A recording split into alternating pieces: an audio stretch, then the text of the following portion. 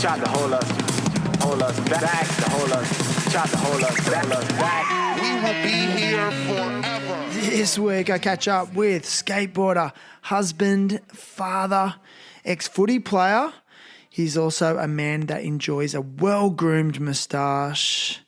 It's Nigel Cameron, everybody. Many, many years ago, Nigel and his brothers and his parents and his mates all got together and campaigned to get a skate park built in their local small town of Leeton. And that is where the seeds of community development and empowerment were planted. And if we fast forward decades later, we now have the Totem Skateboarding Collective. And I really love that they call it a collective, because that was something in this episode that Nigel really wanted to emphasize, that it is so much more than just him. It is the team that they have working with them.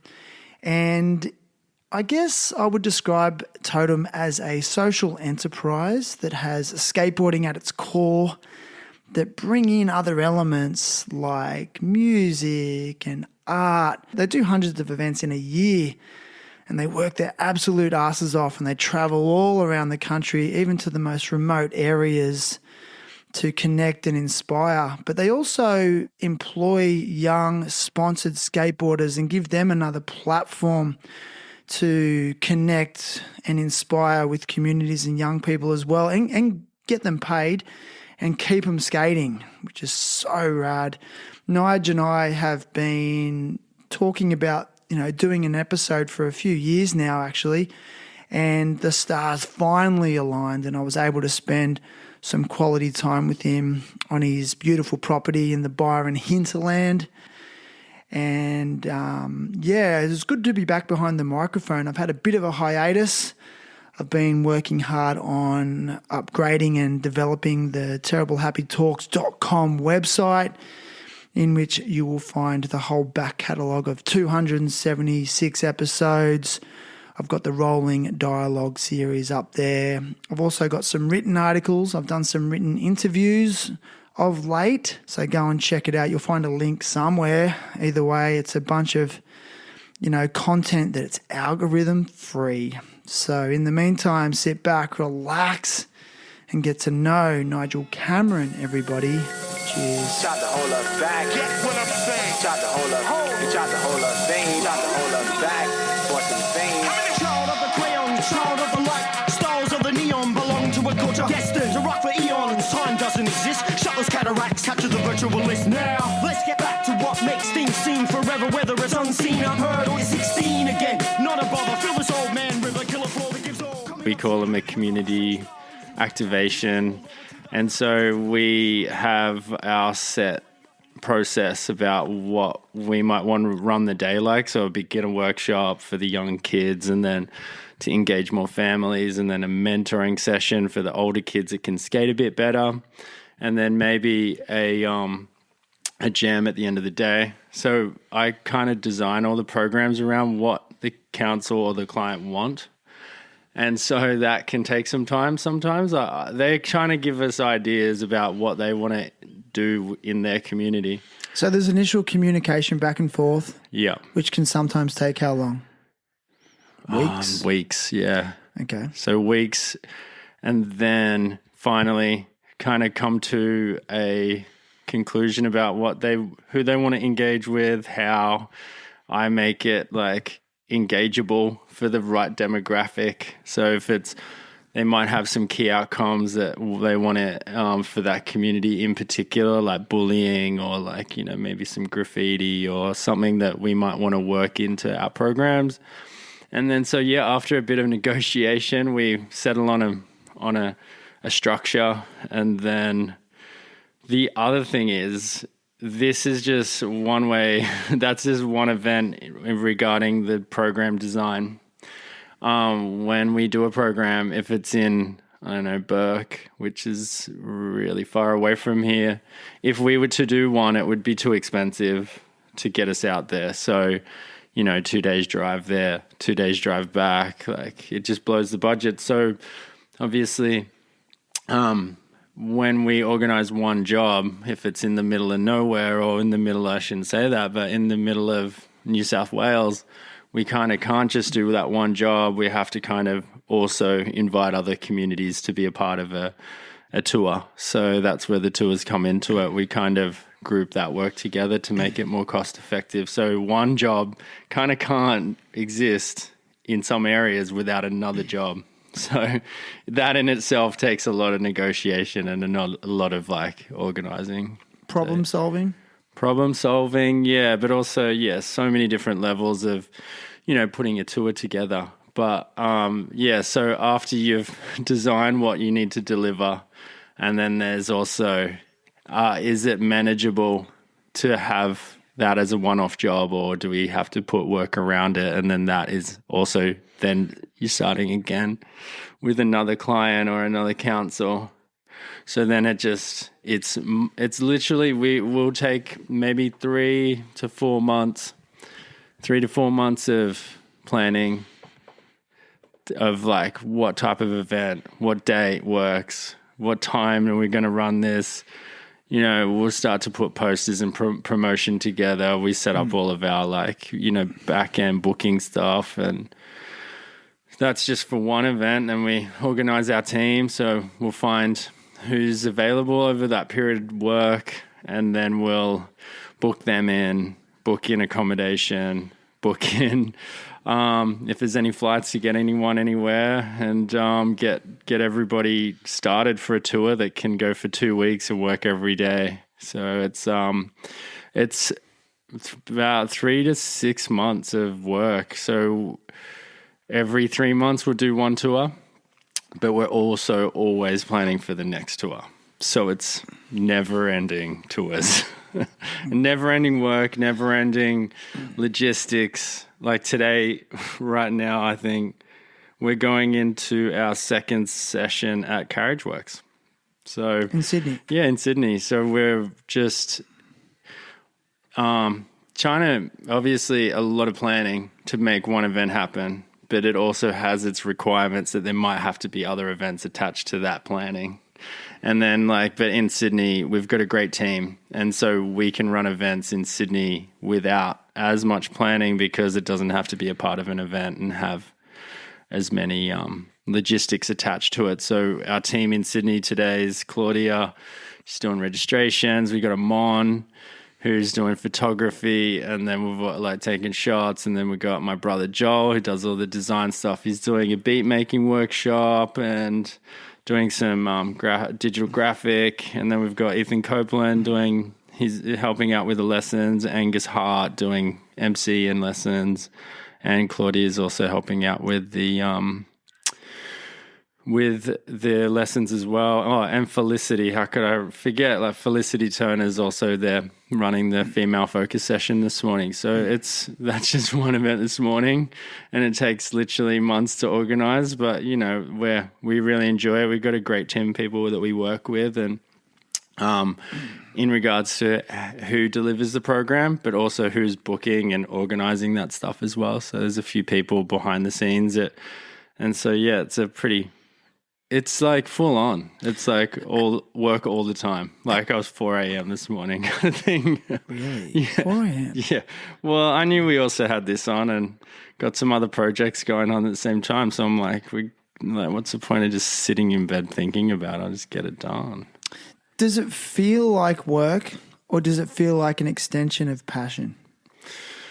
Whoa, that's a good question. I suppose it feels like a mixture of those two things, and it comes down to my capacity. And so if I have capacity and I'm feeling good and it's 4 a.m. or 5 or whatever time it is, and I'm right into whatever I'm doing, I'm in flow and I'm like, this is sick. It doesn't matter what time it is. I'm getting stuff done and it feels good.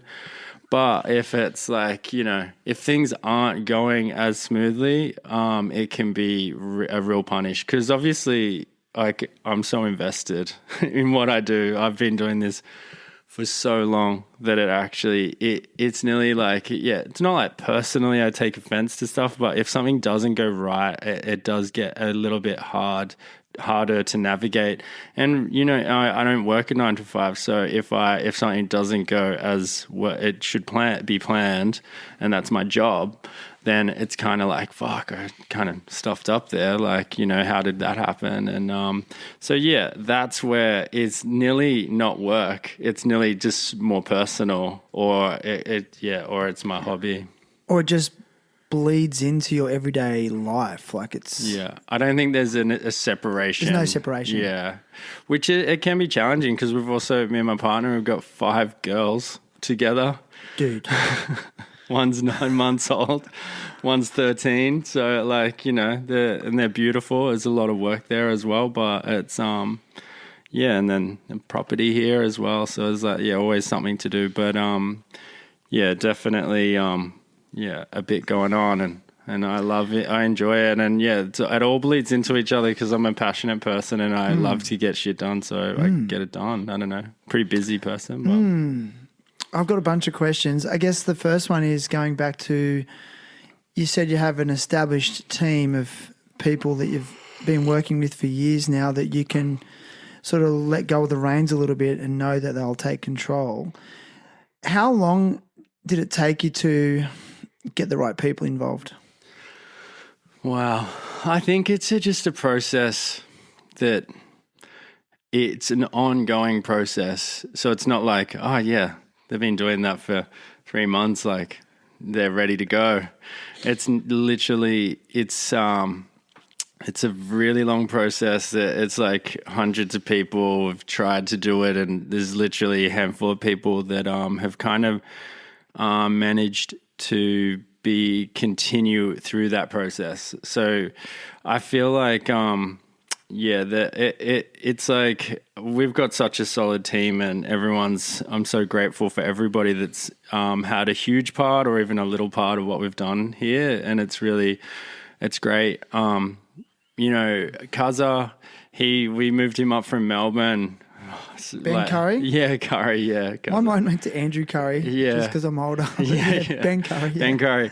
Like, he's a great example. Like, legend. He's just such a authentic person. He just lives and breathes skateboarding, and he did a job for us. We got him up from Melbourne to do a job to open the Ride skate park and film a bit and create some content and stuff like that. And then I was just like, at the time we had a solid team and we were like doing amazing programs, but I just saw something so I don't know, just so like rad in Ben, and I was like, fuck, do you want to move to Sydney? And I think we've got enough work here to be able to sustain you can come work with us full time. And so, that was a big move. And, I suppose already, Ben, it's not about how I'm training people. It's more about their intention and their need and their want. Because even if somebody really, really wants to, it's hard to explain. You could really want to do this as a job, but if you, it's like just wanting to do it isn't actually, that's not everything in what we do. I feel like it's like you got to have the grit to continue to do it. I don't know if that makes sense. A little bit. Can we keep exploring it? I'm curious. Yeah. So can I just relate to it? Yeah. As a high school teacher over the years, I've had to be a supervisor to university students doing internships. Yeah. And I've seen them come through, and I can almost tell straight away if they're going to make it or not. Yeah. But I don't know what it is, whether it's their ability just to relate to people innately, and they can be the smartest people. And I suppose, and hardworking. A great book is called Grit, and it's actually Angela Duckworth, her name is, that wrote it. And it's funny because I can't read very well, but I listen to audiobooks. She is incredible. She explains this is a grit score, and so you could be the smartest kid in the room, but if you don't have grit and the ability and the need to want to push through, that is more important than your IQ and your, like, I suppose, your smarts. So are you saying what you're doing is really hard work then? It's hard, be involved in. It's hard work to keep it going and to keep going. Yeah, I suppose. I suppose from my position as like managing and directing it, it's definitely a hard job. But I suppose maybe from a coaching perspective, or like, you know, some of those other roles that we have in the company. It's like, yeah, maybe I think it's just like skateboarding. Like some people really just stick to it because they really are, like some are naturally good at it and they're pretty good and they're like, oh yeah, they're actually good. But then some people have to really work for the tricks to be better at it. And that's that's the grit aspect. It's like you could be like really, I don't know, it's hard to explain, but I feel like some people I just saw in Ben, even though he had no experience, his assertiveness, his want and need to want to be involved, it was really there. And I was like, straight away, I could see that was somebody that I could invest my time and energy and money, I suppose, into. Another person was Nixon, and that was, you know, from a young age, my brother Dave, he we did a competition in Nimbin, and he was like, oh, you got to meet this young kid. He's like 16 and he's like incredible. He's like a 30-year-old dude, but he's like 16. And we had a tour coming up, and I think we had 2 tours at the same time. And so we needed an extra staff, and Dave was like, hey, do you want me to reach out to this guy? And I was like, oh, for sure. Like, you know, at that point I was just like, let's just get somebody organized. And Dave was like, no, he's like the best, like, let's get him. And so, yeah, messaged Nixon, I think, on Instagram and was like, hey, man, do you want to come to Sydney and do like some work with us? And Nixon, I think, was just like pretty blown away at like, you know, receiving a message that was pretty random and a bit out there. But yeah, and then after that, you know, and Nixon's another one of those people that got the natural ability, but he loves doing this. Half the time he doesn't talk about how much he's getting paid or like where he's actually even going. He's just ready. And that's what you were mentioning before. It's really interesting because it's like we have built a team that can literally not even know where they're going or care, because they know that we've got their back. We're going to put them into a well-organized, like good, authentic experience. So whatever they need to do, if it's a signing or if it's a demo or if it's a female-focused thing or if it's a skateboard consultation in the middle of New South Wales, whatever we do, I think they understand that they've got enough training that we've put them through, and then they are ready to go because they've done so much of it. So and that takes a lot of time, but the bigger thing is it takes a lot of them committing and investing as much as me and the company and whoever. It's like it's a two-way street. So yes, we've done like Felicity, she came to one of our competitions in Leeton where we built this skate park like from when we were 13 years old. We like raised money and stuff to build a park out there, but yeah, and then opened it in 2000. And so yeah, we actually met Felicity. She won one of the competitions there when I think she was like 13 or something. And now just sort of like, I saw her as a young skater and I was like, man, that's somebody that we're going to have to work with in the future, because she was just so rad, you know? And so these rad people just pop up and you kind of go, well, they're the people that we need to represent or want to represent what we're doing, because what we do is rad. So we need the raddest people to be able to represent what we're doing. And so, yeah, we put a lot of time and energy into like, showing them how to do their working with children checks. Like, could be a good guide for you as well. If you're attracting rad people, maybe that's like a subtle guide that you're on the right track and you are doing the right thing. For sure. Like, and I'm every day, like every time I look at what we do, you know, I'm like, oh yeah, Ethan Copeland, like one of the nicest champion, best, like these guys and girls, like they're not just great skaters. They are incredible skaters, but they're also incredible people. And that's who I want to represent like what we're doing. Because what we do, like, you look at what we do and I think it's pretty incredible. I think, you know, we're like trying to support communities and support young people, and we're just supporting even the skate industry So what we're doing is actually quite cool. So to have like those people want to be involved and then also to be so good at what they're doing, it's pretty sick. It's a great feeling. And it's more than skateboarding. I think this is where I was confused about you guys at first. I just assumed it was skate coaching workshops. Yeah. But it's much more than that. Just touch on what you do. It's like art workshops. It's beat making. Yeah. It is sometimes it's so many different things like those juvie talks. The juvie talks. So it's skate park consultation. Yeah. To be honest, But can we go back to the core of what it was when it first started? Yeah. It was skate clinics. And then these things have branched out from there. So, man, it's a long story, but I'll try and be quick about it. So me and my twin, Dave, and so Joel. So me, Joel, and Dave, all brothers, grew up in Leeton. Joel started skating. He's like, I don't know what he was doing. Maybe, I think we saw someone do it. We were at the street and then somebody was like, can I borrow your board, kid? And we're in like Jarrah Mall or something. And this guy just borrows a board and does a kickflip. And I don't even think Joel, he'd been skating for a couple of months. He's like, oh my God, what was that? And I was like, looked at it and I was like, is that dude like some magician? Because I was like 13 and I was like, what the hell happened? I was just so confused about it. So that was where we all started being like, whoa, this is pretty sick. Like, what is skating and what are we doing? And in Leeton, in the middle of like, say nowhere, for a lot of people don't even know where it is. So like from our skate journey, it was like going from there. And so we didn't have a skate park and we didn't have anywhere to skate. It was dirt and like pretty much just the roughest stuff. It was like a really small town, 30,000 people in the Shire. So it was like small. Anyway, we started a skate committee.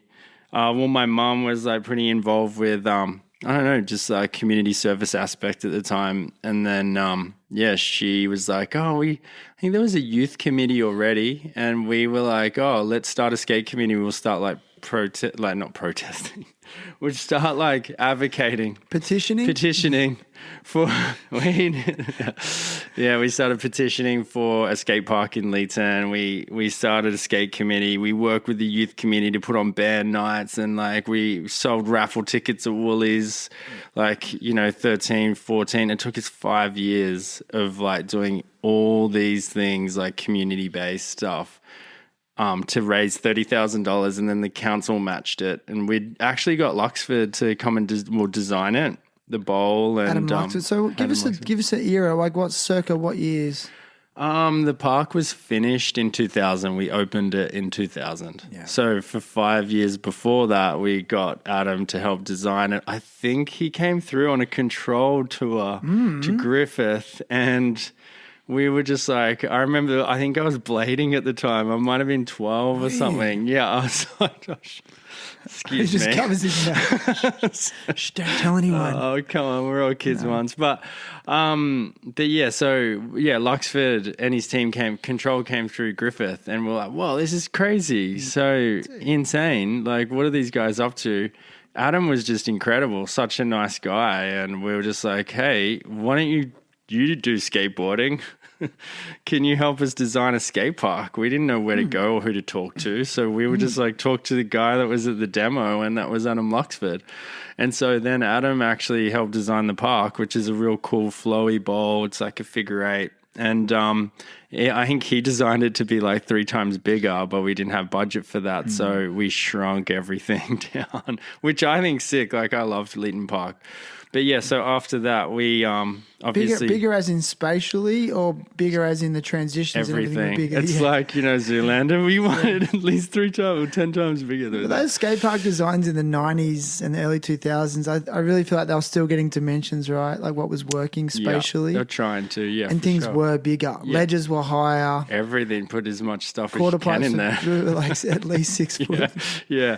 And yeah, who knows how whippy or whatever. But so yeah, that's where it kind of started. And then, we had Adam design it and then we raised that money selling raffle tickets, ate heaps of chockies and stuff. Sorry about mum and dad. I had to pay for heaps of that stuff. But we finally had a design and got these guys to build it the council backed the other 30,000. I think it was a really cheap skate park, and we got 60K skate park. I can't exactly remember the total, but it was cheap. it was way too cheap. It was budget. It was because we designed it ourselves, pretty much built it. We were down there digging it out and like laying all the helping lay. There's photos of my dad just like in his like denim pants, just like, you know, like doing all the pouring the slab. Not pouring the slab, but like just like tying it all in, like getting all the like we were down there. We were so hands on that whole process. It was like, and it wasn't just me and my brothers. It was like a whole crew of people that we sort of identified in the town. We're all just mates skating, and we built a halfie in our backyard. That one that's now just turned into the nightmare ramp. But from all that, we built a little community in Leeton with all of our good mates, and it wasn't just the skaters, it was kind of the bladers and like the bands, and we kind of had this little thing going on in Leeton, and it was really powerful. We got a park, and after designing it with Adam, and then like and sort of getting down there, getting our hands dirty, even building it, I think it was built by a pool builder from Canberra. I can't remember. I'll probably find out from somewhere.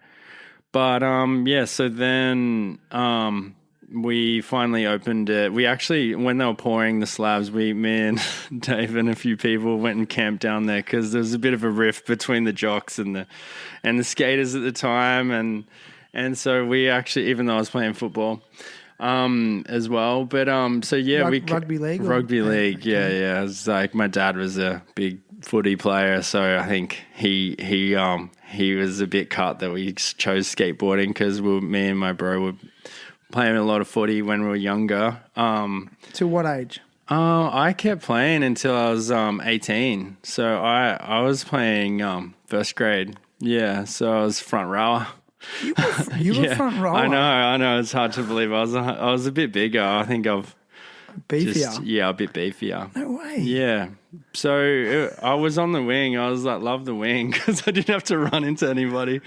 But yeah, me and Dave, or Dave especially, we had a bit of a temper. So when we get tackled, we just get a bit like, "Oh, what are you doing?" Really? Like, it was fun. Like we were 6 years old playing footy, and Dad was like right into that. And he was a great footballer, and he had a lot of opportunity to take it pretty far. But I think, you know, made some decisions that weren't in his favor at the time, or like, you know, but I think he wanted to live through us in playing football, and then we found skating, and then footy was like, Do you support that though?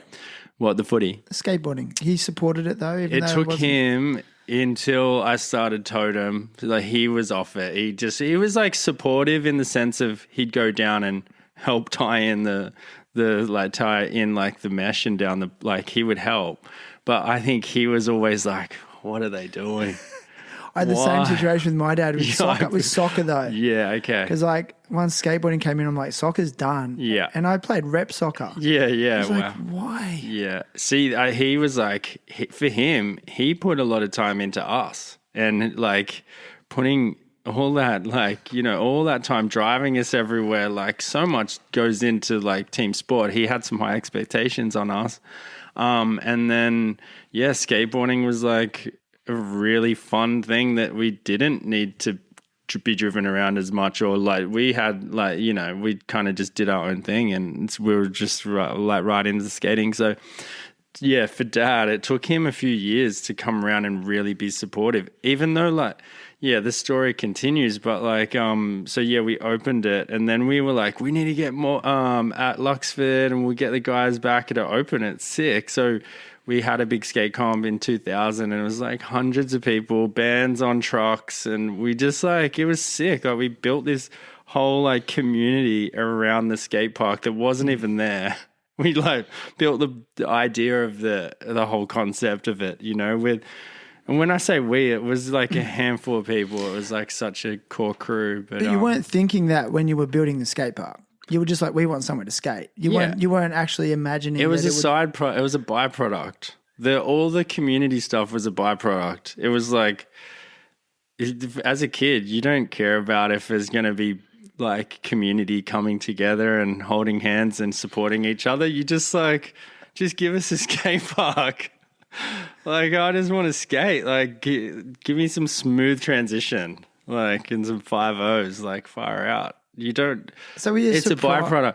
Are you surprised that was it a surprise? I think at the time, like, you know, you're doing something cool and it's fun and there's bands and everyone's hyped. It's like, I think for me, it was like that was nearly second nature to me already because my mum was quite community minded. So she was always like doing stuff around the community, trying to be that person. And for her, it meant a lot. But for me and my family and my brothers and stuff, we were just doing this cool thing to get something that was cool so we could skate and have a space. And I suppose that's where the whole concept and the whole realization, it took me a few years later to even come back and go, far out. That's actually sick. Like, we got a skate park, but we also, in the process, created something that's like really powerful for a small town. Like, then we even like inspired other towns around there to build parks. And so was there a light bulb moment when the penny dropped and went, hang on, like, we've just done something here? I think and it was how can we build upon this? I think it was years later, like, that we literally were like this. I don't know. We were kind of. We never thought of like the events or that community aspect of anything more than just another chance for us to go skate with our friends. It wasn't ever like, let's do another band night. It was always like, oh, let's just go skate. And it's like, yeah, I think we even did a skate competition one year against Griffith, which were our mates, and we were called the Lords of Leetown. And then there was the battle, what was it? The Badcocks. And so they weren't like the Griffin Grifters or something like that. No, and then the Panthers. That's like Trent and the Pato Boys. It was a few crews. Anyway, we fully had a skate competition just against the next town, and it was like kind of funded through the council, which is pretty sick. But yeah. So another example of us just wanting to go skate with our mates. But it turns out that when you're doing that, there's like this, as I said, a byproduct of like what you're doing, and that's rad times, and everyone's vibing, and people are going, whoa, this is sick. Like, and I think like, yeah, realistically, that's, my dad was like probably a bit cut about like, you know, us choosing skating over footy. So it took him a little bit more time to realize. He was a bit in denial. Like, and as I mentioned, like, we opened that park, and like, Luxford came down, and then it was Skunkos, and it was Monica Shaw. We would get all these people to Leeton. We literally got the skate park in 2000 after years of like fundraising and, you know, just turning people's minds around from not wanting it there. Like, it was a big thing. Like, this is a long time ago. It's the 90s, which is making me feel a bit older now. But yeah, so after we got the park, we were like, we'll do an annual comp, and we'll be able to just have a skate comp every year, and we'll make it bigger and we'll get better. And I think we ended up having like a few grand prize money as well. Amazing. And it was all funded through the council. And it was all funded through, I suppose, donations and money that was made from the band nights, and it was a gold coin donation. So we, over time, and that was in 2000, and we've done one every year since. So it's that was in 2000. Yeah, so we opened it in 2000. 1 year we missed, and it was COVID. So it's been, if you count that one, it's 26 years we've been going back to Leeton every year to do this comp. And like, I'm talking like, so many people have come. Like, I think even like, yeah, Alan Young from the States, like, I don't know, 1 year I actually moved to Brisbane, and we had Rome Tory, Battle Cat, Sparks, James Bridie, Jake as well, and then me and Dave. We all got funded in a little mini bus to drive from Brizzy to Leeton for 1 day to do the event, and then all crashed at my parents' house, which is a tiny little fibro thing. And man, like, that was after 10 years, of doing it. And so every year we would go back, no matter where we were. So every year we still go back, and it's just changed a bit now. It's probably less drinking and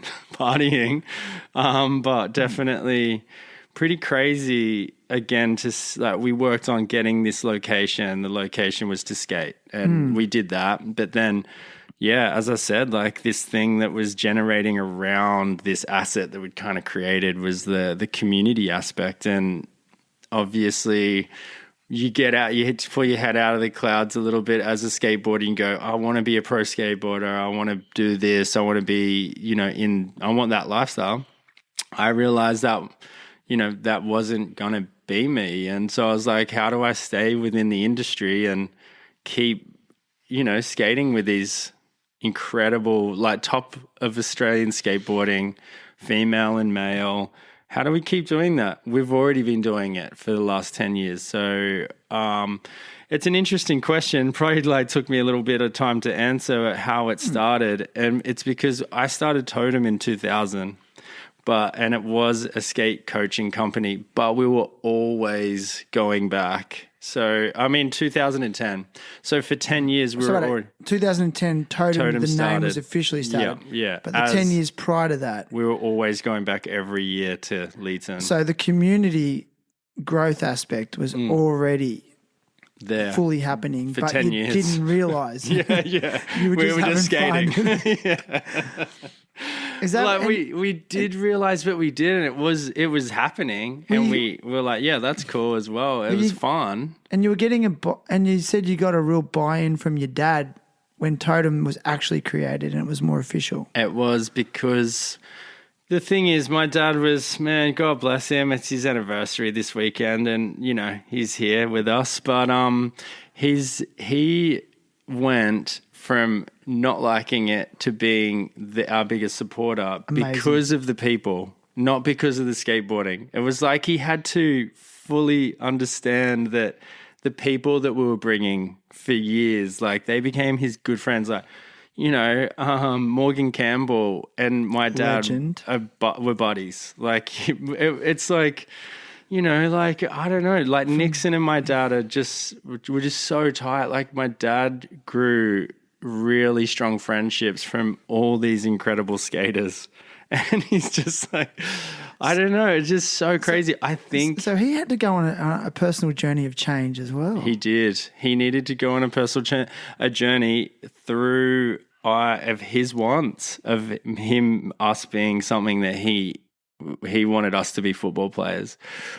But what did he get out of football was probably the same thing. The community aspect is like his focus was the football, but what he was actually missing was the community and the camaraderie and the togetherness. And he didn't realize. He saw that after he kind of got maybe a bit too old and bitter, and he was like, I better give in and really appreciate be out drinking with us. Like, but don't you reckon we all get so rigid with our thinking?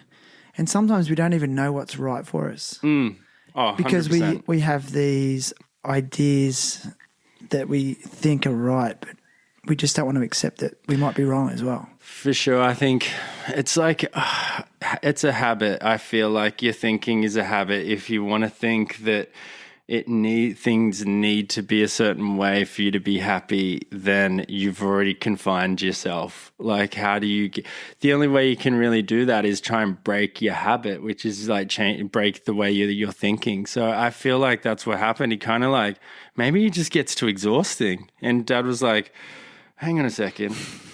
I'm actually partying with these guys out the back with the fire on all night, and it's actually really sick. And even though I said not again next year, I'm out there every year with them, like last man standing. And he was like, oh, you know what? It's exhausting being pissed off about him not playing footy. I'm just going to go with it. And he went with it. And ever since then, like number one fan. Like, yeah. How would you describe your relationship with your dad? Oh, incredible. Like, yeah, as a young person, like when I was younger, it was hard. He was like, he drank a lot and it was tough. Like, there's some times where I was like, far out, Dad, come on, pull it together. Like, what's happening? he went through a couple of jobs, and like alcohol was a contributing factor as well with some of that stuff. Like I was like, oh, what the hell? Like, you know, as a young person, you don't think about how hard it is as well. And it wasn't until I moved out, me and my bro were in Penrith, actually moved to Penrith, and we were there, like we put on obviously one of his old songs, like Old Man, by Neil Young, and then we started playing it. I had this like light bulb moment together of like, far out, life's hard. And yeah, my dad had his own issues, you know, I say issues, I don't see him as that now. I just, as a young person, I was like, oh, what, like, are you serious? Let's pull it together a little bit. But I think now I recognize that, yeah, alcohol and stuff like that, it's definitely going to make a big impact on your life if it's out of hand, like your use of it. And so, yeah, it just took a few years for me, and like 19, 20, I went, oh, Dad's just doing his best. Like everyone struggles. Like, so I suppose after I relieved my expectations and I understood his situation a little bit better, I was like, oh, wow, far out. Life's actually really, really hard and pretty tricky. Well, now you're a father. Yeah. Do you feel like you understand him even more so? For sure. Like or even understand his default of faults, flaws as well? Yeah, for sure. He was 28, I think, when my oldest brother Joel was born, and I was around the same age, 28, when I had Ezzy.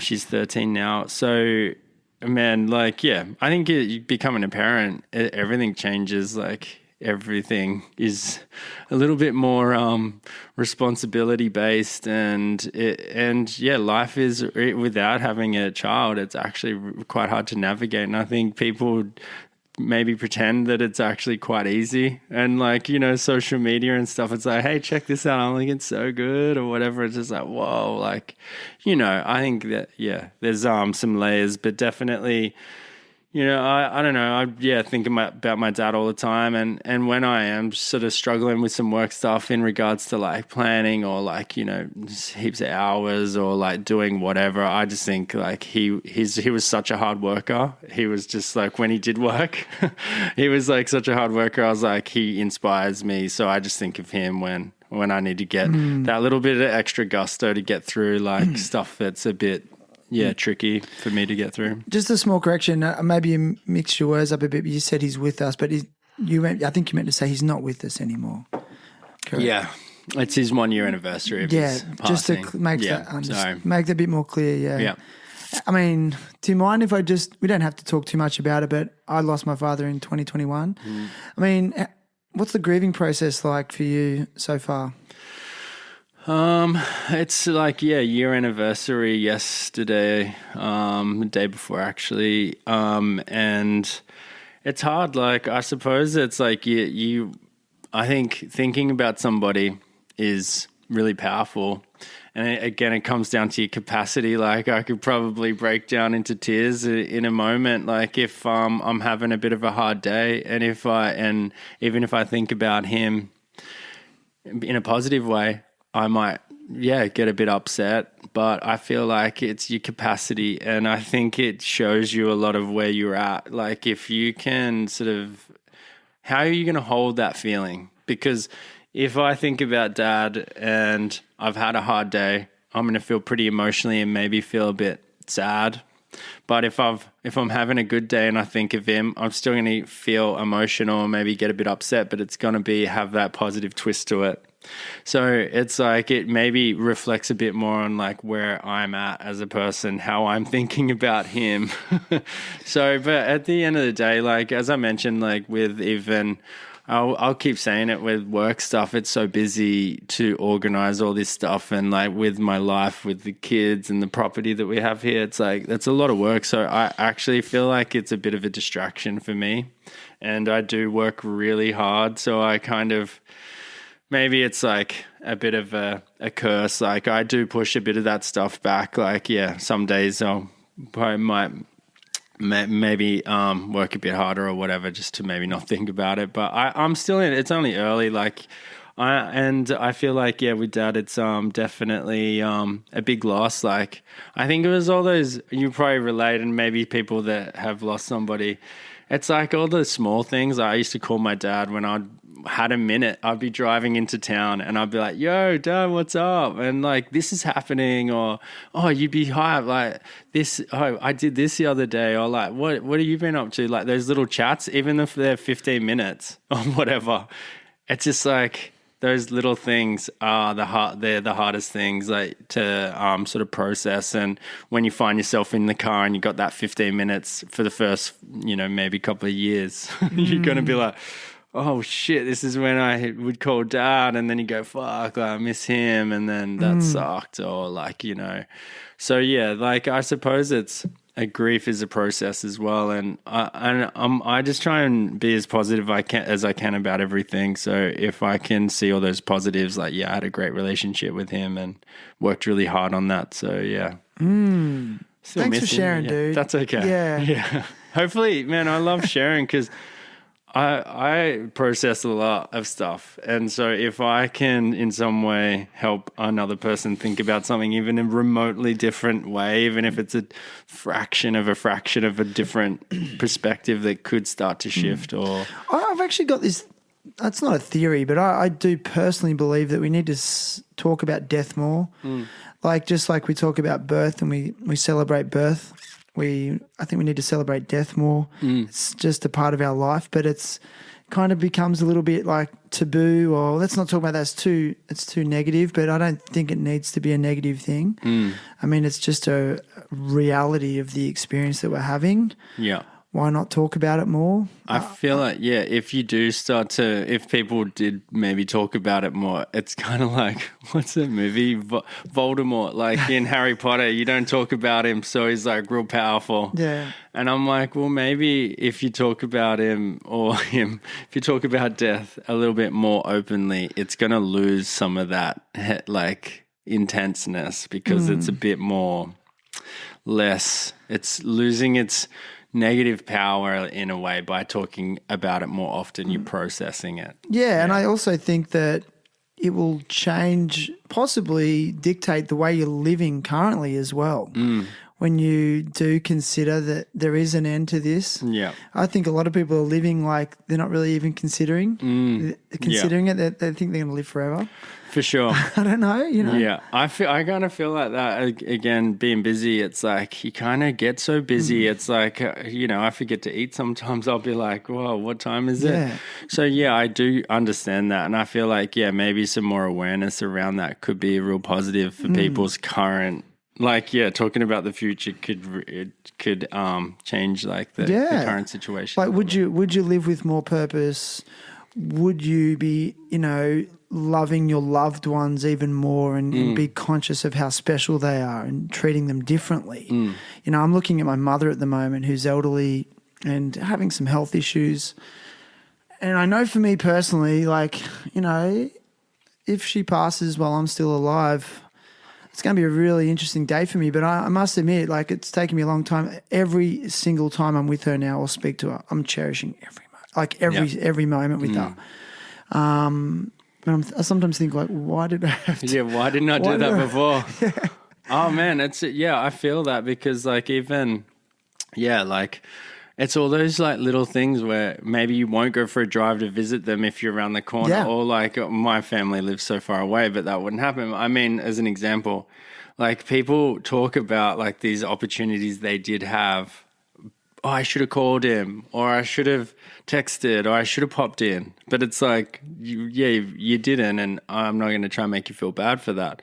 But maybe if you had a bit more awareness around that, it could instigate a little bit more action in the current moment to respect that there is a expiry date. Yeah. For our physical beings. I don't know how you want to, which religion. True. And then, like, you realize how finite our time is. It's like, well, how am I spending this time? I look at someone like you, you're spending your time growing an amazing family, but also like this really purposeful project / legacy, and I mean, I know for me personally that maybe I wasn't living with purpose and just grinding away to earn money with chasing a material dream. So Well, yeah, it comes down to intention and awareness. And I suppose, like, at the end of the day, I appreciate your words as well. And your recognition, like, yeah, legacy. It's, I mean, would you call it a legacy, Totem? Oh, I suppose, like, hopefully, if, I don't, for me, I don't need it to be anything. It is what it is. And to some people, it's the same as skateboarding. To some people, it's a sport, and some people, it's a hobby, and some people, it's whatever it is, like, enter whatever it is here. I suppose that's how I kind of live it. I'm doing what I'm doing, and if people want to call it a legacy, I'm like, fuck, that's sick. Like, that's really rad. I suppose, at the end of the day, like, some of these kids that would come into even our first events, now their kids are coming.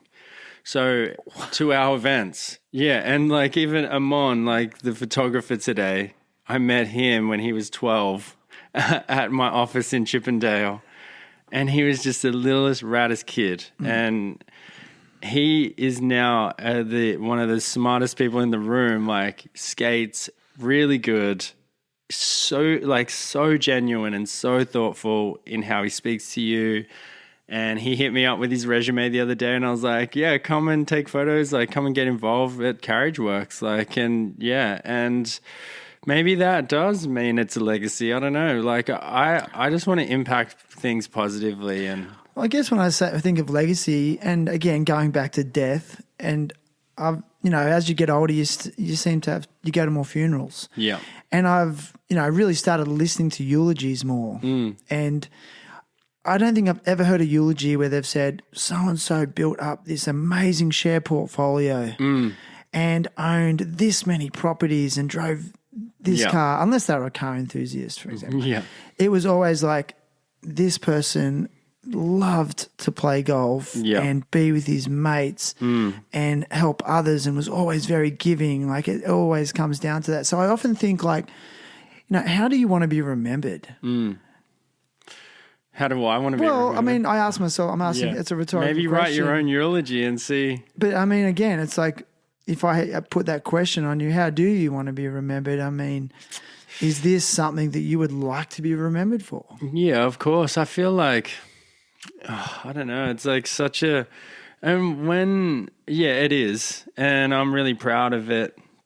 And I work really hard on it, but it's not just me, and that's what I want it to be remembered for. It's every single person that has contributed to either coming to an event or working on it, even if they've been with us for 10 years, like Nixon or Ben, or if they came to a couple and they, like Gabbers did a few tours with us, and that was sick. And man, like, I feel like each person has contributed, no matter how much or how little. It's still a contribution. And I don't want to be the guy that's like, oh, Totem was his and this is like his company and he should be remembered for that. I want it to be like that. It was something that I contributed to as well as everybody else. Cause that's what it is to me. Totem isn't me. It's not the events. It's like the community, the people. So that's where I'm kind of at with it. So if you want to be a part of that, then that's, I'm hyped. I love the people that work with us, and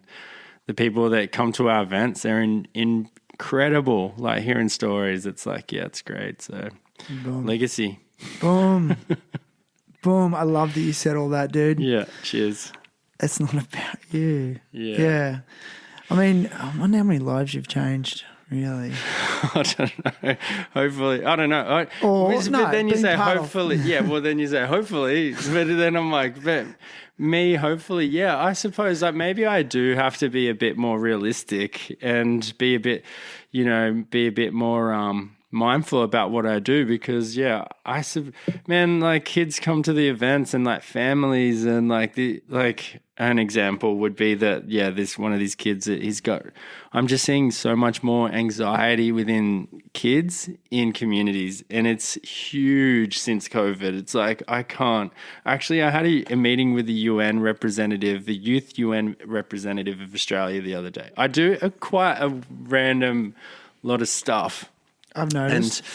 And so when I was speaking to Janice, which is also my mum's name, so I'm listening. When I was speaking to Janice, it's like I was explaining the last tour and how we've kind of coming up with just so much anxiety within kids. Like there's people rocking up to our workshops in Varel, for an example, and they've got their helmet on, they've got their skateboard, their parents are there, mum and dad, and the sister's there. She's skating around, and the sister will come over to me and be like, "Yep, hey, I just want to do this." And I was like, "Oh, what about you, bro?" And the mum's like, "Oh, no. Can't, nope, don't," like nearly defensive. And I'm like, "Hey, that's okay. It's all good. He's ready. Like if you want." And so, yeah, I was kind of like going over into the lesson. I was like sort of doing a bit of one-on-one with her so that he could overhear and show him that it's actually we're not trying to make pro skaters. We're just trying to give each kid a little bit of time to experience whatever they need to. If it's like, "Hey, I want to go down some big ramps," I'll be like, "Well, chill on that for a minute." Anyway, he came over and started just sort of kicking around on the grass beside us. And I was just like, "Hey, man," like, yeah, didn't put any pressure on him.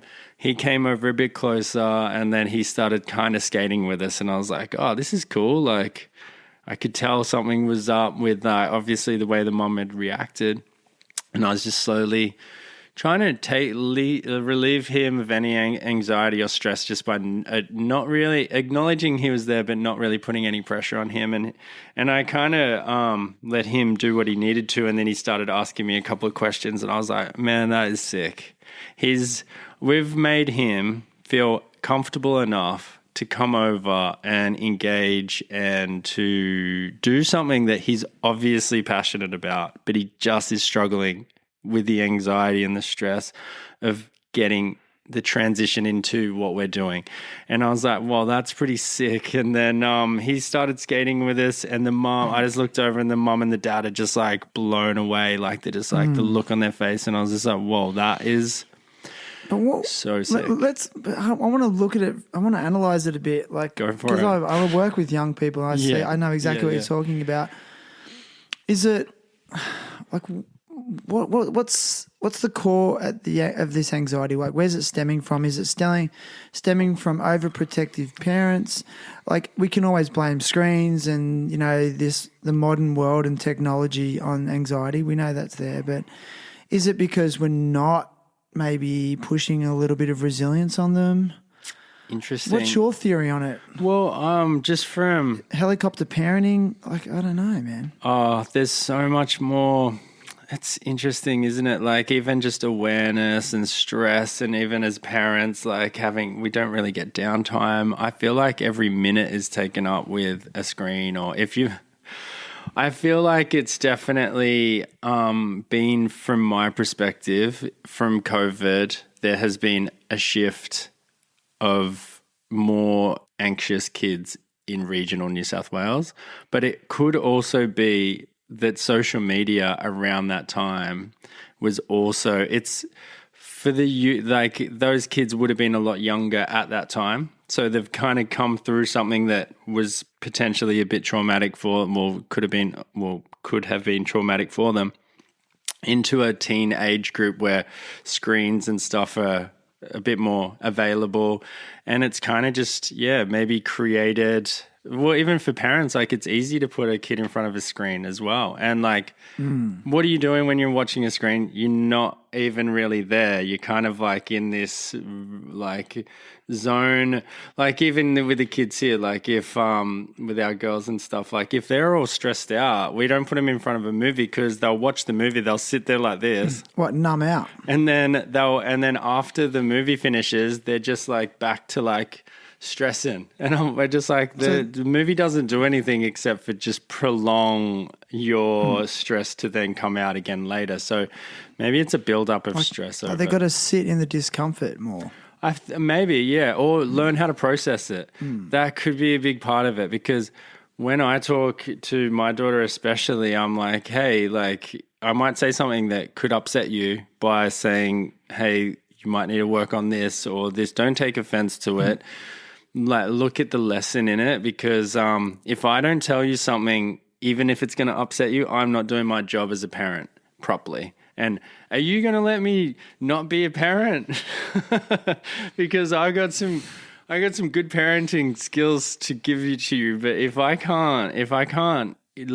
it's gonna upset you, that's gonna have to be okay, and we're gonna have to work through it.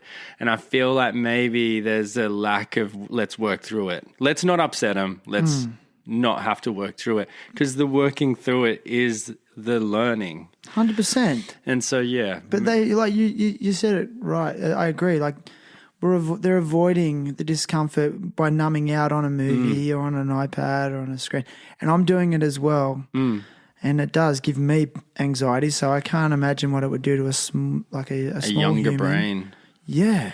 Well, there's so many more studies coming out around like what is even happening for a young person in that age, in that demographic with their brains, and how they have to be out there more socially, and how it's like, you know, them leaving the nest and having to mate and like, you know, going into that whole realm of thinking.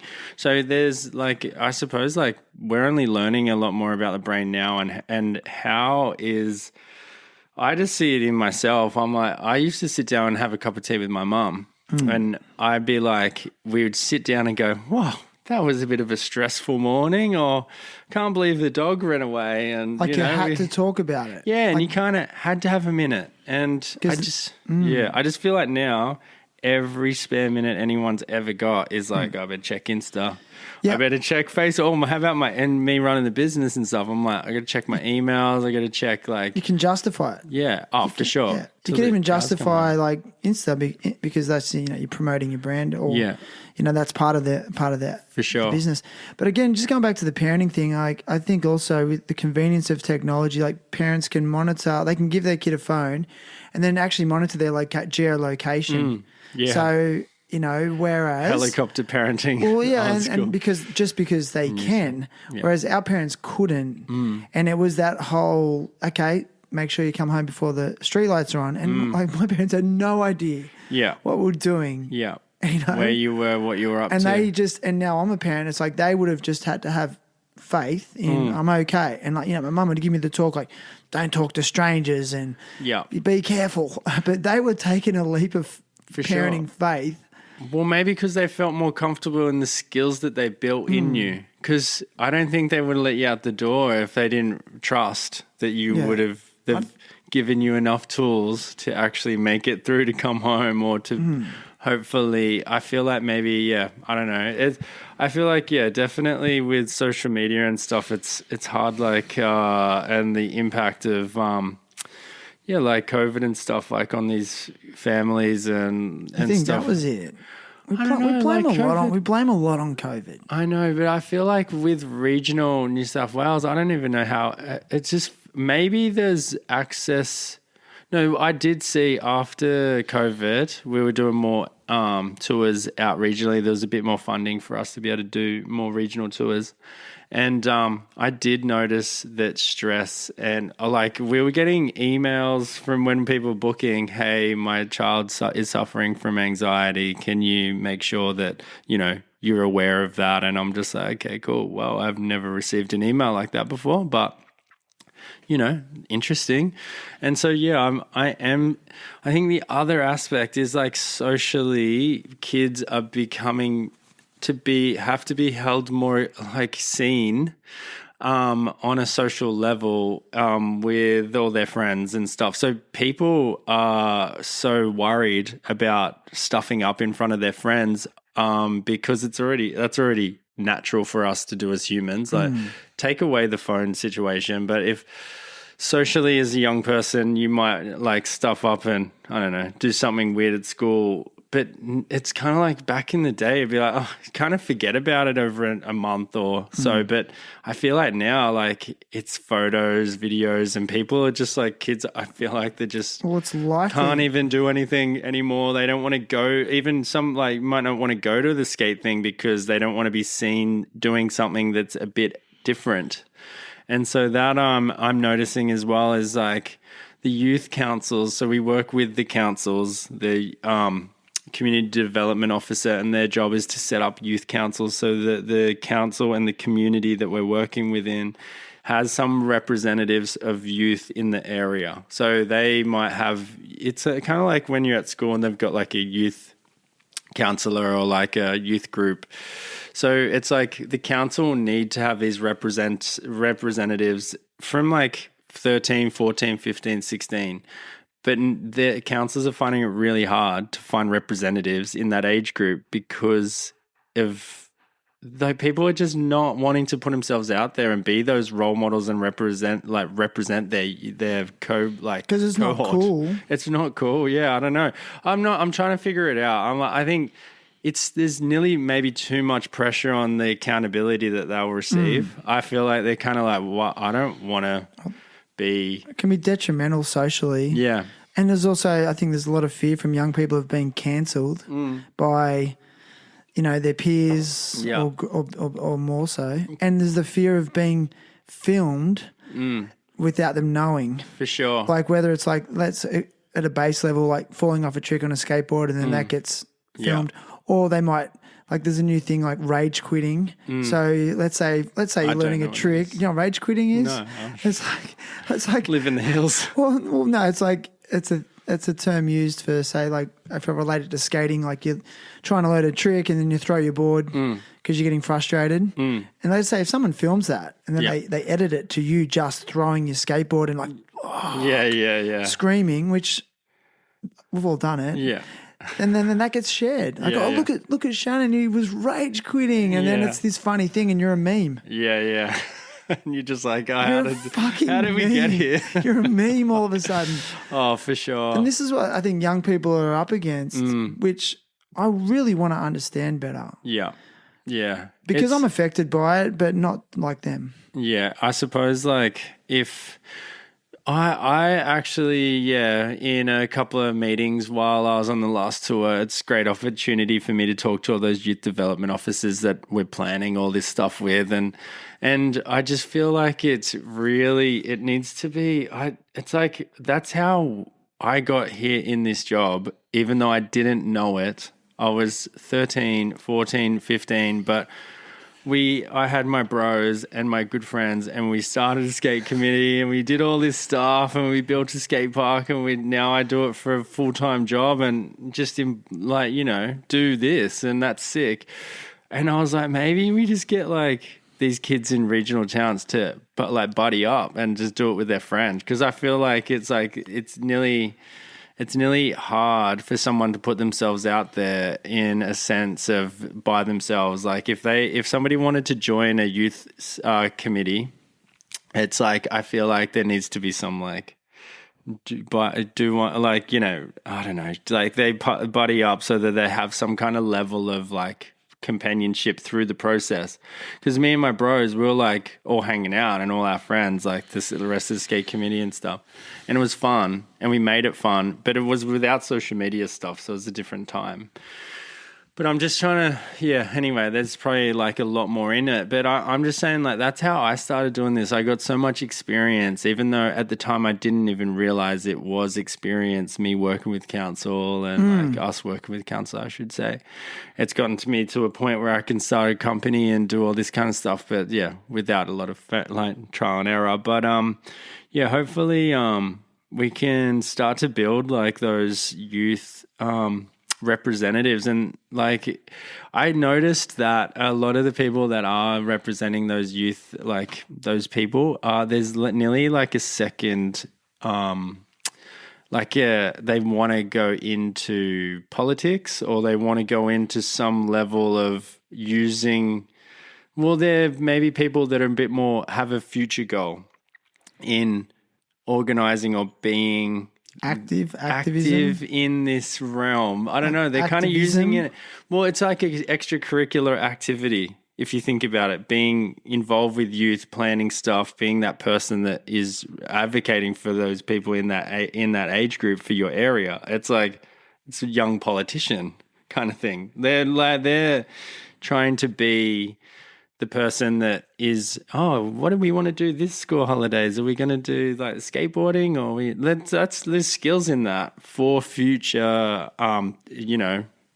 like transferable skills. Transferable skills. So I've noticed that some of the kids that I've spoken to in these regional communities, they're doing some of these like youth focused stuff to better their skills to then future be in these different, better qualified for future jobs, really, which is interesting. Yeah. Yeah.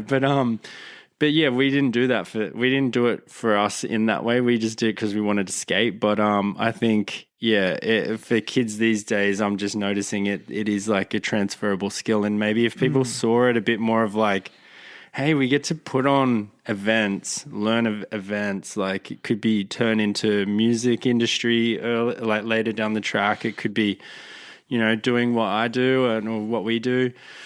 So, yeah, I don't know if people can look at it, and it has to outweigh the risk of putting yourself out there, your future goals. Yeah, like I guess the hard skill is the skate coaching, but then the soft skills are things like they're an amazing communicator now. They're an organizer. They can work in a team. Yeah. They can negotiate. They can problem solve. They can communicate on technology. Yeah. So, but the actual hard skills are the teaching someone how to do a kickflip. For sure. And I think, it's like Hard and soft skills, yeah. there is. And 90% of our job is literally planning. It's like, as we mentioned before, it's like 3 months to do one tour or whatever, one every whatever. But we're always working on the next one. And it's like painting a house. You've got 90% prep. And so we work all remotely. So everyone's like has to be really good at communicating, and we're going to have to make sure everyone's on time and understands the plan. And then that 10% of the time is in the van, on the road, activating the spaces, working whatever programs that we're doing. I bet there's so many nuances that you can only really understand until you're doing it all the time. Yeah. I mean, do you feel like it's an art form that is constantly being refined? Yeah, for that sure. planning? I think that's where I've, like, to be honest, one thing that has benefited me in this company, in my life, I suppose, has been that I've always looked at those grey areas within things and the friction points. So if something goes right, I still go, hey, was there any areas that could have been a little bit better?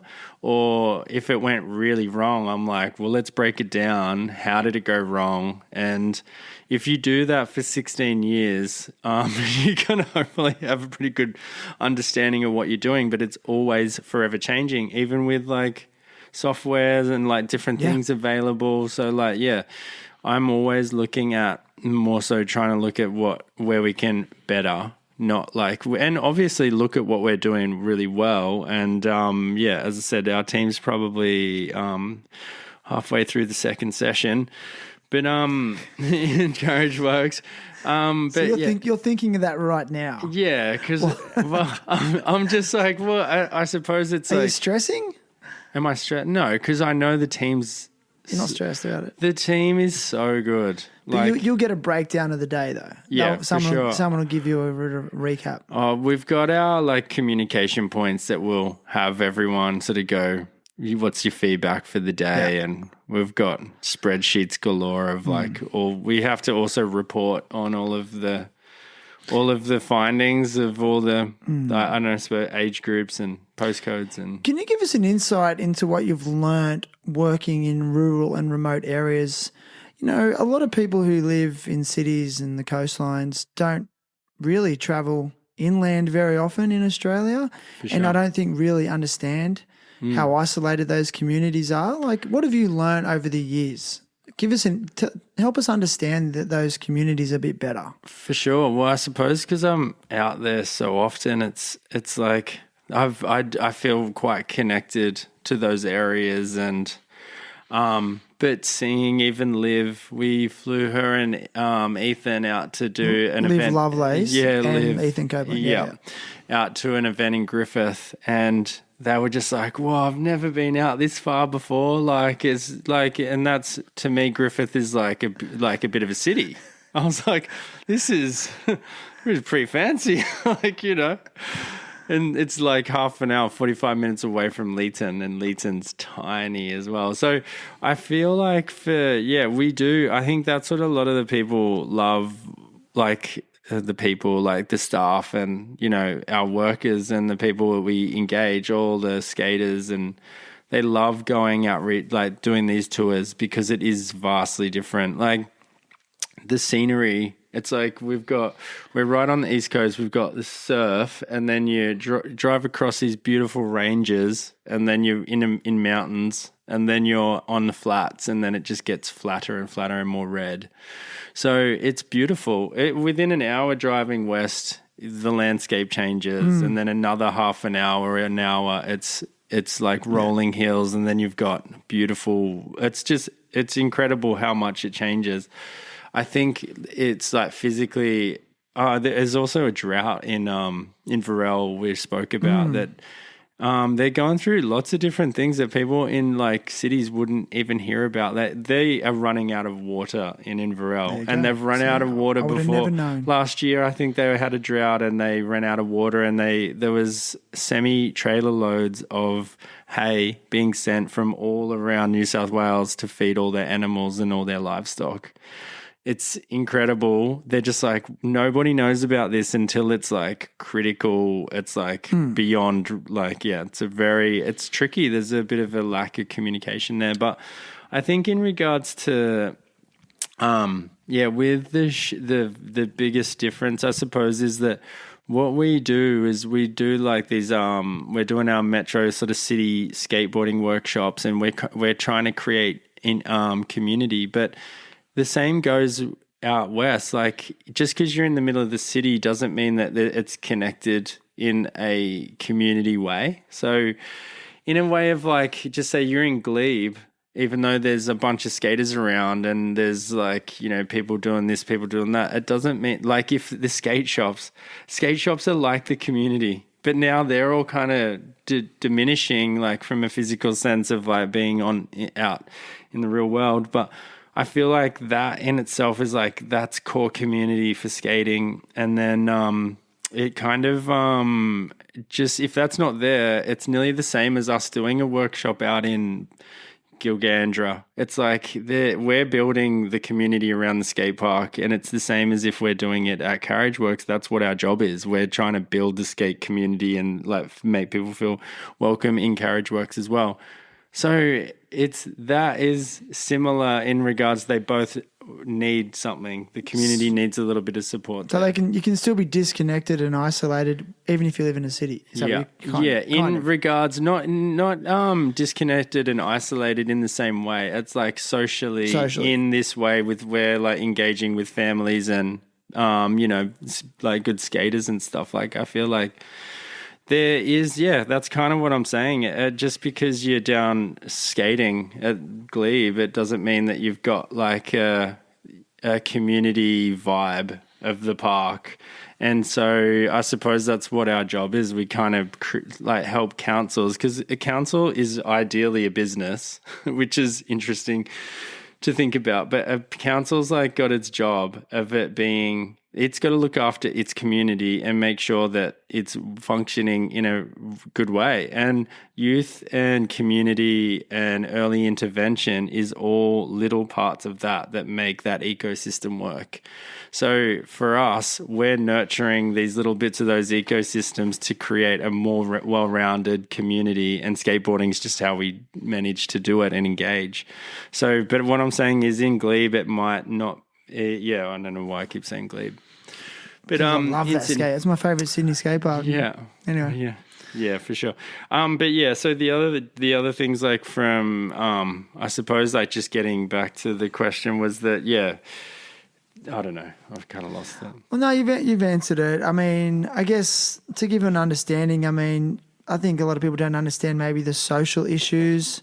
Yeah. In those areas, access to programs, but even resources. I mean, it sounds like skate parks are being built, but they have a limited access to health as well. For sure. I mean, and you might like the social problems, I know, can be pretty predominant out there too. Yeah, I think like mental illness for sure, and there's not much support, like even for adults, like, it's hard to connect. So like youth services are that part of the community that are meant to engage and like refer people and support the community. But sometimes the town doesn't have that. And so, like, where is the support for these young people in these towns? It's really, and then maybe the council can't afford to do that. So then these other third parties like Headspace or other big organizations have to partner with the council to be able to fund or service an area. So yeah, there's definitely, I think, limitations to even programming. Like, we're running a program that's engaging. It's like AFL Australia might want to go out there, but again, it's pretty hard for them to travel like 6 hours west. So that takes initiative. Yeah. It doesn't just happen. It needs someone to be driving it. For sure. Like, and funding and like the need and the want. And I'm sure if somebody went, oh, actually, I'm going to start to do rollerblading or roller skating or something, and I'm going to start doing these in regional towns, I'm sure that like people would be hyped on it, because there's not a lot of things that happen in those towns. So there's not a lot of access to any kind of programming. So when there is stuff happening, people are pretty hyped on it. So that's where we kind of, but yeah, some of these places like Gunnedah or even, Ningen is a good example. We're going back out there in a couple of weeks, and we were out there for 10 years. We've been going out. It was this little metal skate park and really just, I don't know, just such a great community out there though. After a few years, we've really built like this fun, engaging, family orientated, like a supported group of, like, it kind of spread. Every year we'd get more people involved with the program. And yeah, like I think it was after about 7 or 8 years, 2 years ago, we helped the council identify that, hey, you guys could get some funding for a new skate park. And they funded this new park, and we did the community consultation, and it's just turned out to be an incredible asset. It's like even going to Tamworth, like the skate parks are multi-million-dollar parks, and they're incredible. And I can't wait to go back out and take the team out to Ningen. Yeah. Can you maybe tell us, like, what have been some of your most memorable moments? Whoa, it's a fair bit of history, I suppose. I think there must be one or two or a handful of like really special events or moments that stick in your mind. I think Some moments. one of my probably most favorite project or my favorite thing was probably from my birthday, and also my brother's, like Dave and I's birthday. It's over the October holidays. So we actually organized a whole bunch of work regionally around the area that we grew up, and took a whole bunch of rad people for a road trip. And the first night we actually skated Glenbrook. And so the team was Stippo, George Kazulis, and we also had Aiden and Rewaz, and who else? Cam Markham was shooting it, and Wade McLaughlin was shooting it. And yeah, we kind of, Ryder Lawson was on that trip too. And we kind of had a day in Glenbrook in the Blue Mountains. Like, we got an Airbnb up there, and I had obviously skating with everyone. We skated a few spots. We made a video out of it as well. It's called To the Hills, and it's kind of where this T-shirt that my bro designed. He wrote the music for the video, and he did all the graphics. And we actually we produced a video, an article, and collage out of it, and we gave it to Slam. We had Nat Kessel as well writing it. And yeah, so we kind of created like this video content thing, and it was just so sick. I just love how it was done. There was some really nice, beautiful photos.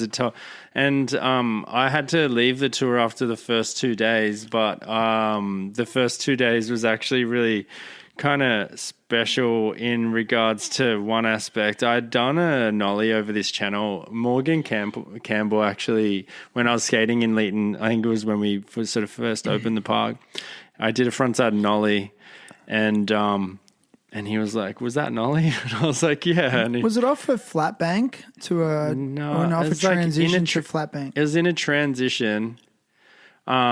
That Morg saw me do this frontside nollie melon or lean, and he was like, "Oh, can I film that?" And that was in one of his videos, and I did a frontside nollie as well. But then when I moved to Sydney, he went in this skate comp in Glenbrook, and I think I was like 19, and I frontside nollied the channel at Glenbrook in the best trick section, and so I nollied this frontside the thing, and I front meloned it, and actually blindside nollie meloned it too, but so Blindside nollie melon. yeah. That's right. I don't know why, I just they felt real natural for me. It's funny, like skateboarding's so funny because some tricks just feel work. easier than others, and it's like nollies they just felt way easier for me than even ollieing. I'm like, I'd way rather nollie everything. But then a melon would just felt rad. They just like slip in So real you nice. can nollie melon or Melon. nollie. Can you do nollie lean or nollie front melon? Yeah, that's a lean. A front nollie melon is a lean. Yeah, because So you turn nollie front side. lean. Yeah, so front do side. that. I know it's random, but I front side meloned this gap, and then Morgs took a photo. Morgs organised some Kami to come and shoot it, and I was like, in a PSC shirt. I was working for PSC at the time, just moved fresh from Leeton, and got my first like magazine photo, and that was, I think, when my birthday weekend trip that we'd organised it was like I think it was like 10 years later or something, and everyone's like, "Nollie the channel." Not only that, because we're at Glenbrook, and I was just like, man, I was working so hard on the business, I wasn't really skating very much, and so I was like, all right, I just gave it one go, and I was like, oh, I nearly got it, and so it took me half an hour, I think, and I just punished myself, but I got the nollie front side, and yeah, it was pretty, just nollie front sided it, and yeah, it was sick. It was just fun to have. Even though, like, you know, it wasn't around the event. I think it's funny because, like, skateboarding and life is just like, it's all experience. And if it feels cool and good, then it's like you're doing something right. That moment that I nollied it and I was like around some really close friends for a birthday kind of weekend, I was like, man, that's like pretty special. It was a pretty rad feeling of just having that accomplishment back. And even though I'd skated that spot years and like 10 years earlier or something, I'd same trick, 10 year gap. 10-year gap. So I was 19 and then 29. I think it was even more than that anyway. My memory is failing me, but yeah, that was a highlight, and that was just a personal thing, like, you know, being in a mag and like getting that shot, but then going back and doing it again with your mates. It was like pretty fun. But like around, I suppose, like just around the event stuff, in regards to the community aspect, because obviously I'm a skateboarder still, and I like to do things for myself and do tricks, and I try to land stuff, and so yeah, that was one of those experiences. But for the broader thing, it's hard to put my finger on one thing, because again, it more so turns into Totem as a feeling of everything and an accumulation of like lots of different work and lots of experiences. But I think it's hard for me to put my finger on one separate thing, but the whole thing in its entirety is a highlight for me. Like, again, the people that I work with, the locations that I get to see, me and my bro, actually, Dave, just was like, I'm going to travel around Australia in his old FJ, like Toyota, like this old Land Cruiser. He just picked all the skate parks around Australia, one in Kangaroo Island, one in Western Australia up at Port Hedland, and then we did a program in not Ningin, it was Nhulunbuy, up in the Northern Territory, Dave drove around Australia in this old car with his boards, like with boards, and then I would fly in to where he was to help him with events. So he'd pick me up in South Australia. We'd go over a ferry in his old Land Cruiser that guzzled fuel, and then we'd be like doing an event in Kangaroo Island, and then I would go fly home the next 2 days later. And then I'd get a call from him that he's up at Port Hedland, and I'd fly over to Western Australia and I'd jump in the car with him and we'd do an event at Port Hedland. And then we actually drove from Port Hedland to Nhulunbuy, which is, I think it's like a 4-day drive, but we did it in 2 days in this old car, and it was ran out of fuel and like broke the diff. We're in like the Gibb River track and there's crocodiles. It's insane. Like, you know, driving from one side of like Western Australia all the way over to the, to Arnhem Land in a couple of days with your brother skateboarding. I was like, what the hell? What type of life do I live? This is insane. Just the memories that you've created. For sure. It's so that trip was really special. Like, obviously me and my bro are very tight. We've always skated with each other when we were growing up, and we even started, I think that's how it kind of started. We was doing programs when we were 16. We were doing our coaching. We got accredited through Skate Australia when we were 16. We were the youngest skate coaches in Australia at the time. And then we started doing random jobs for Skate Australia when they had events around the area. So Skate Australia would be like, can you guys go and do this job in Albury? And we'd be like, yeah, sick. We bought this old Falcon, like a XY Falcon for $1,800 when we were like 16, and we were driving around in this old car doing our skateboarding, like working with Skate Australia, doing skateboarding workshops with Skate Australia at 16, like cruising around. I think there's a news article on it somewhere. And yeah, so I suppose like me and Dave have so much history in doing this, and then just traveling around, still being able to do it. He's on the next tour in July. Like we're doing 10 days out in Western New South Wales. I think what it comes down to is that there's a lot of memories, and they nearly all blur into one of a great life that I've had so far, based around skateboarding, based around my friends and the people that not just I'm supporting with this as work, but they're supporting me. It's a symbiotic relationship. We can't do it without each other. So I just really, the whole thing, I'm stoked that people are into it. Like, to be honest, I'm like... Into what? Well, into being a part of what we're doing. Dude, yeah. Yeah. But it's funny. It seems to me that you just highlighted the memories that you've created with your brother specifically are standouts for you. Yeah, for sure. What's it like being a twin? Because my girlfriend is an identical twin. Yeah. Yeah, crazy. I find it interesting. So I get to see... Both sides.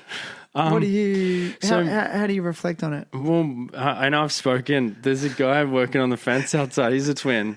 He's fraternal. He's not identical. Yep. So, for those who don't know, an identical twin is one sperm and one egg, and it splits. So we've got the same DNA. We've got everything. It's identical. But then there's fraternal, where there's 2 eggs and 2 spermies, and they born at the same time, conceived. So me and Dave are identical. We grew up and we were just so similar. And we both played footy and we both loved skating. And we had our older brother, Joel, who was way into art. He was in bands and he was just a rad person, a great role model for us. So me and Dave it was like having your best buddy that it was there for everything, and you didn't have to have a sleepover because he was next to you in the bunk, you know. So we were just lucky that I know some people don't have those relationships with their brothers or family members, but our house was a serious drop-in center. Like we had people sleeping, cousins. Like my mum was very accommodating. So our vibe of our house was very much of a accepting, you can do it, kind of do whatever you want, as long as my dad's had some like real strong morals. So I suppose it was like a good ecosystem for us to be feeling pretty supported by each other and skating and pushing each other skating as well. He was like got the biggest ollies you could imagine. Like his ollies are just so great. But I had good nollies. So it was like we were always trying to better each other at like different things. Like, so yeah. Here's a question. So you said that nollie, like front nollie leans or nollie leans came natural to you, just worked for you. Like, were you finding that the same thing was happening with him? Like the same tricks were working for him as well? No, he was more so kickies and like, I suppose like board slides and like, I don't know, just like, I think a lot more front side stuff. I like front side stuff too, but I don't know. It was like it's like, as I said, it was like I had my best mate sleeping over, but we were brothers. So we just did everything together. It really just were two peas in a pod. So we just had so much time and appreciation and respect for each other. Like he was my favorite skater. I was probably his, hopefully, Dave, hey? But yeah, so yeah, I don't know. We just had such a... Did you ever struggle with like identity issues in regards to not feeling like an individual? Like, an individual? When we were like 10, we had rat's tails until we were 10 because my dad had a mullet. And so we had these little ratties until we grew, like we got a bowl cut, and then the bowl cut we got engraved. Oh, not engraved, like cut out was an NC in the back of my head when I was in year 6. I think we got like in a bit of trouble from the school, and Dave had DC in the back of his head. So because everyone was like, we can't tell you apart.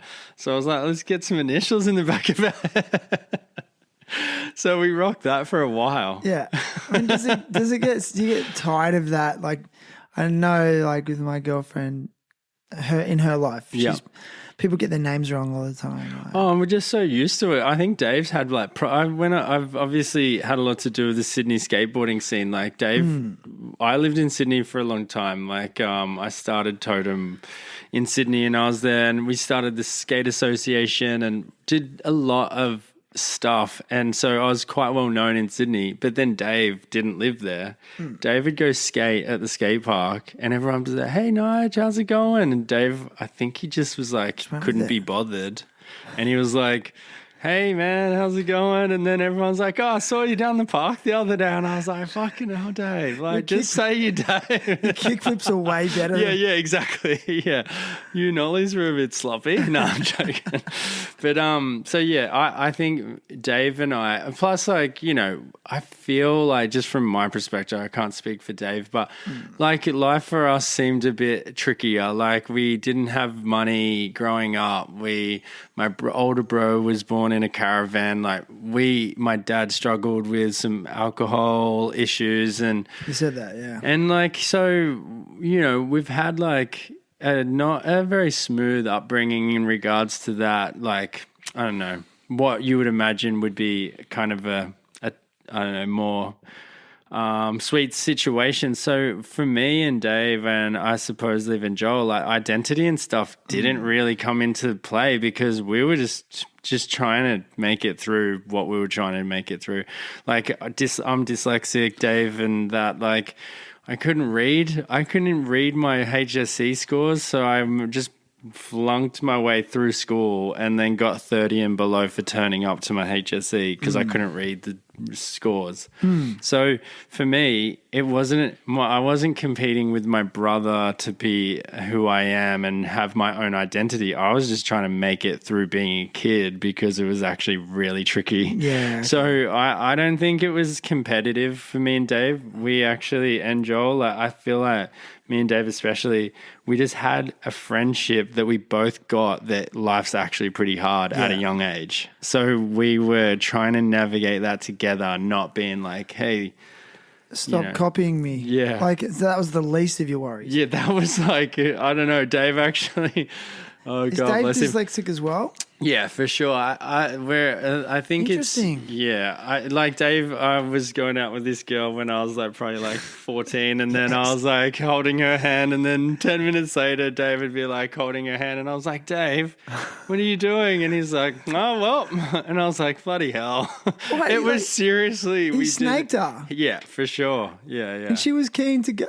Well, we were kind of like holding hands, and so I don't know what you do at that age. We're just like It was pretty clear, but I also, it didn't, man, to me, I was just like, life was pretty tricky. So good on him. Like, that's sweet. Like, You weren't bummed. well, I was like, yeah, I was kind of like, she's a cool girl. Like, I get like that you want to go out with him. Serious question though. Have you just found yourself over the years being attracted to the same girls? No, I don't think so. I'm like, Dave's like a bit more, I don't know how to explain it. I'm a bit more, obviously, like, well, running the business and stuff, have to be pretty like, I know Dave's lifestyle was maybe a little bit more different. He doesn't have kids, and mine's been a bit more, I've run the business like in Sydney starting it, and Dave was supporting with that, like doing a lot of the like all of the programs and stuff with us. But I've kind of had to take on a whole lot more responsibility in regards to like maybe just my life choices, like having kids. And so with Dave, I feel like he was a little bit more laid back with that stuff. So I think that shows in relationships. So for me, I was maybe after someone that was a bit more organizey, and like, you know, I met Imogen, my beautiful partner, and she's worked on music festivals, and she's very passionate, and just she's on a 3-day surfing trip with all of the kids right now. So she's very assertive. Like solo mum. With what, 4 kids? 4 girls, including a 9-month-old. Down Solo. surfing with the caravan. Super mum. So that's so for my like love life, I suppose that sounds like something that I'd be like, wow, that's sick. But I think Dave would be like, well, I don't know if that's something that I'd be like good on her, but like, you know, I'm not sure. But yeah, so I think there was a big difference of like who we were wanting to be with as a partner. Okay. So, yeah. You didn't have to worry about cutting each other's grass all the time. I think in a small town that kind of happens anyway, because there's not heaps of grass.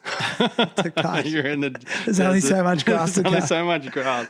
And realistically, like, there's a small group of grass, and there was also like, and it was all the people that lived in the town like that we were hanging out with. They're all cool. And I suppose we're only we were young. So young, like holding hands, having a peck, you know, all that kind of stuff. It wasn't too serious. Anyway, but yeah. So twins is interesting. I feel like a lot of twins might struggle with identity against each other, but we were very lucky that we didn't. And it's like we're still best buddies today. And right, dude. Yeah. And he's would continuously working with us, and as I said, like we couldn't have done half as many things. It's like wouldn't be the same without Dave as well. And Nixon, I think, you know, I heard his interview about Dave, and that he's got such a strong connection with Dave, because Dave is one of those people that you meet him and you're just like, whoa, that dude's like next level, lovely and passionate, and just a great person to be around. So why wouldn't you want him? Like, yeah. But you're sort of saying like the way your personal life panned out, it sort of put you in a position to be more in the operations side of things. For sure. And he's more in the delivery side of things. Yeah, that's how. Yeah, that's a good way to explain it. For sure. Some summation. Okay. For sure, because my brain's pretty logistics, and like I think even being dyslexic, I do like enjoy that aspect. Like it's a bit more verbal and a bit more like chats, and like I'll talk with like councils or clients or whatever, and just be like, hey, my brain goes into, how do we get their weird ideas to be cool? And how do we also do it and we can replicate that, so it becomes like not as much work for the next time. Yeah, dude. So and then Dave would be the person that, hey, do you want to go to Western Australia? And he'd be like, yep. Or do you want to go to wherever? And he'd be like, yeah, for sure. Yeah, he's got like, it suits his lifestyle. And I think that's what might work so well with like a lot of the skaters that we work with. Like Nixon's over in the States for 2 months now, and he'll come back and hopefully do the next tour, and like we'll continue doing our Carriage Works contracts, and like we've got a Big Heart project down south as well, as they're helping fund some of the Carriage Works jobs. So there's just constant work, and the skaters travel a lot. So Liv was in China and then over in Europe. She can come back and do a program or 2 or 10, and then she can keep traveling. So we've got a probably around 20 skaters that work with us. And so, yeah, we can kind of navigate that. I mean, in some ways, it's like you're helping these amazing skateboarders sustain their careers. Well, yeah, hopefully. Sustain their dream. Sustain the chasing of the dream, whatever that is. Or even like in that, like we're trying to, and like, trying to make work that isn't too kooky or weird or like not authentic to the people that we have involved or me or the company or skateboarding. Like, I don't want to do stuff that's put them into a weird position or anything, and then they'll be like, "Whoa, Nigel, what was that about?" It was a bit weird. But yeah, so we're trying to support those people that are obviously supporting us as a company doing stuff that's authentic to skateboarding. But then also like with Nixon and Ben and like Liv and Flick and like countless people, like if they want to be pro skaters, then this is a great job for them to be able to tap into when they can and then get what they need out of it. If it's a break from actually filming, like Nixon comes in the car and he is broken from filming. And like, he's like, okay, cool. I got 2 weeks in the car. I can hang out and gather some energy from these kids in these communities and, build back some more capacity to get back out there and like really want to get out filming again. I'm not saying Nixon's is an example. Like, I'm just saying it's a bit of a break for them to get paid to skate, but not at a super high level, throwing themselves down 20 stairs and stuff. And Nixon, as I said, he most of the time he's just like doesn't ask where he's going, how much he's getting paid. He knows that we've got his back in regards to that, and we look after him. And get me in the van. Yeah, just like, and he's incredible. Like, to be honest, we'll be driving through a town after a year later or 2 years later. He'd be like, "Oh, Cody," yelling out the window to kids that he remembers all their names. And he's like, just so lovely to, man, you're driving down the street in this random town, like in the middle of New South Wales or 7 hours away from wherever you live. And he's like, "Yo, down the park, boys." And like, there's like a group of kids down the park skating with him. And he's like, he loves that. He loves, you're talking about how hopefully Totem is like helping inspire some positive change or, in people's lives. Nixon is one of those people. He gets a lot out of it because I feel like he knows that he can contribute positively. So he does, and he really does it really naturally. And so, yeah, for him, this job actually works really well. He gets to do that, get paid, fill his own car, which the money side of it, I don't think is as important as him feeling like, validated and like and helpful. So, but yeah, and then, then they will go travel and keep working on their videos and stuff. But then there's also the fact why I'm doing this is that I couldn't be a pro skater. I didn't have the skills or the contacts. I grew up in regional New South Wales, and I was like, I think I skated against Jack Fardell once, and there was a bushfire, and it was like crazy in Canberra. Yeah, we were just like it was like a Globe World Cup, like like a, what is it, a stop to see who was going to be skating in the next like a qualifier. A qualifier. So I went and I skated, and Jack Fardell was there, I think, and he was skating. And I was like, well, yeah, I'm not winning this. But I think very soon after that, I realized I didn't have the skills. Like, I can skate and I can have heaps of fun. And at a time, I was like learning heaps of stuff, and I was like, oh, that's sick. It feels good. I want to be a pro skater. But the reality kicks in pretty quickly when you see the level that you need to be, and also the likelihood of, like, even if you're really, really, really, really good, it's the likelihood. It's like 1 in a million, like even more. I don't even know what the chances are. And so I was like, far out, I really want to be involved with this. It's sick. There's great people and I love doing it. And I've been doing it for so long and I've got skills in it. And starting my own business, I'm like, man, I can just do that stuff and not have to be the pro skater. Yeah. But, then it's kind of similar. Like, nurturing these young people. You know, Nixon was 16 and Flick's like, you know, been working with us for a few years. I've worked with Liv for a while now as well. But sort of nurturing him through this like progression. We're doing signings and stuff, and like, they're not pros, but I'm paying for the posters to have them on there, and they're signing, and kids are hyped. They get to put a poster on their wall of like this dude doing a hand plan, or like, you know, Liv's front board, or like a 50. I've like Trent. I'll be like, hey Trent, can I buy some like from Slam? I'll be like, Liv's like going to be doing some stuff. I'll buy some mags off him so she can sign mags and like posters that she can sign and give out, just because I know the importance of the hype. And the hype, you don't have to be a pro skater to create some hype for some people that deserve it and that are really great role models for people. And that's kind of like, I suppose, we're creating opportunity where people can still be in the industry without being a high-level pro skater. We're still creating opportunities for them to be paid and create fun memories and opportunities for them and the kids that they're inspiring. So, I don't know. Nigel, dude, I think I think that's like a rad way to end right there. Okay, cool. Like you just sort of like, just did this rad...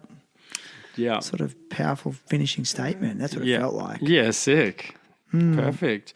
Well, I don't know. Yeah, no, totally. I think, I suppose like for me in this story, it's like I do want to show that I do have so much, I know, respect and maybe just so much like positive stuff to say about like the people that have worked with us, and I do really want everybody to know, and even, as I said, even the people coming to the events and stuff, it's like, man, I really appreciate it. It's like sick to see that it's positively impacting people. So it's great. If that's come across, then we're done. That's good. Yeah. When do you think it'd be time for you to let it go though? Interesting. Look, at this point, I'm like, I feel like I do work really hard, and I do feel tired sometimes. And after, you know, business and life, life could be easier if I think the business could, like, if the business is like sturdy, and if it's, you know, we've got some good stuff going on with the business, then that'll hopefully be able to support the lifestyle that I'm living. And I don't know, like, to hang it up, I don't know, maybe it's like, I don't feel like I'd stop doing it for another 10 years but because I feel like now I'm just getting some momentum around what I'm able to deliver, where and how. So I feel like you've done a 20-year apprenticeship. Yeah. But maybe the thing is, like, because I didn't start doing this and go, oh, I'm going to do this and this is my end goal. I'm on this journey.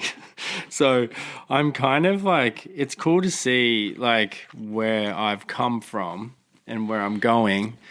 But it's also, who knows what it is that where it'll end. I feel like I'm kind of getting maybe just like getting some experience now that I don't think I've had before, which is like, you know, speaking to the UN about like youth stuff, and like, you know, helping still design skate parks and community consultations, and talking with like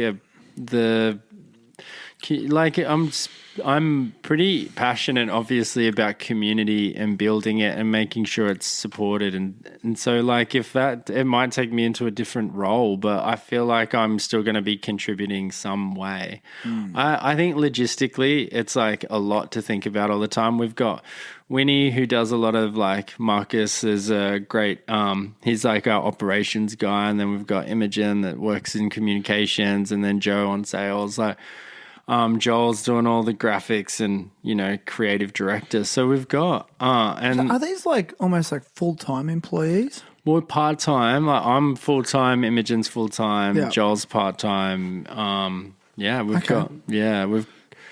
So it's a lot of work, but I suppose like, maybe you'll just know, like maybe when it's time, you'll know, like it'll be really obvious when. Yeah. And if you're not sure, it's just you're still on the journey. Maybe For sure. still young. Yeah, I suppose like it's about it being sustainable because like right now I look at like my whiteboard and like the next tour and I'm like, man, we got a lot of work to do, and I just kind of go, well, maybe it just doesn't feel right to be stopping doing that right now. I think, yeah. Have you had any other like startups coming to you for mentorship or For sure, has that been something? Well, I've definitely helped a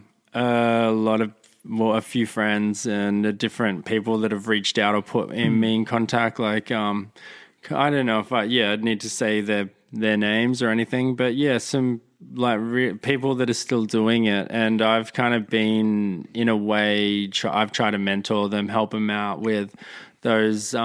Just like business mentoring. So, I was going to say, do you share are you open and happy to share your formula?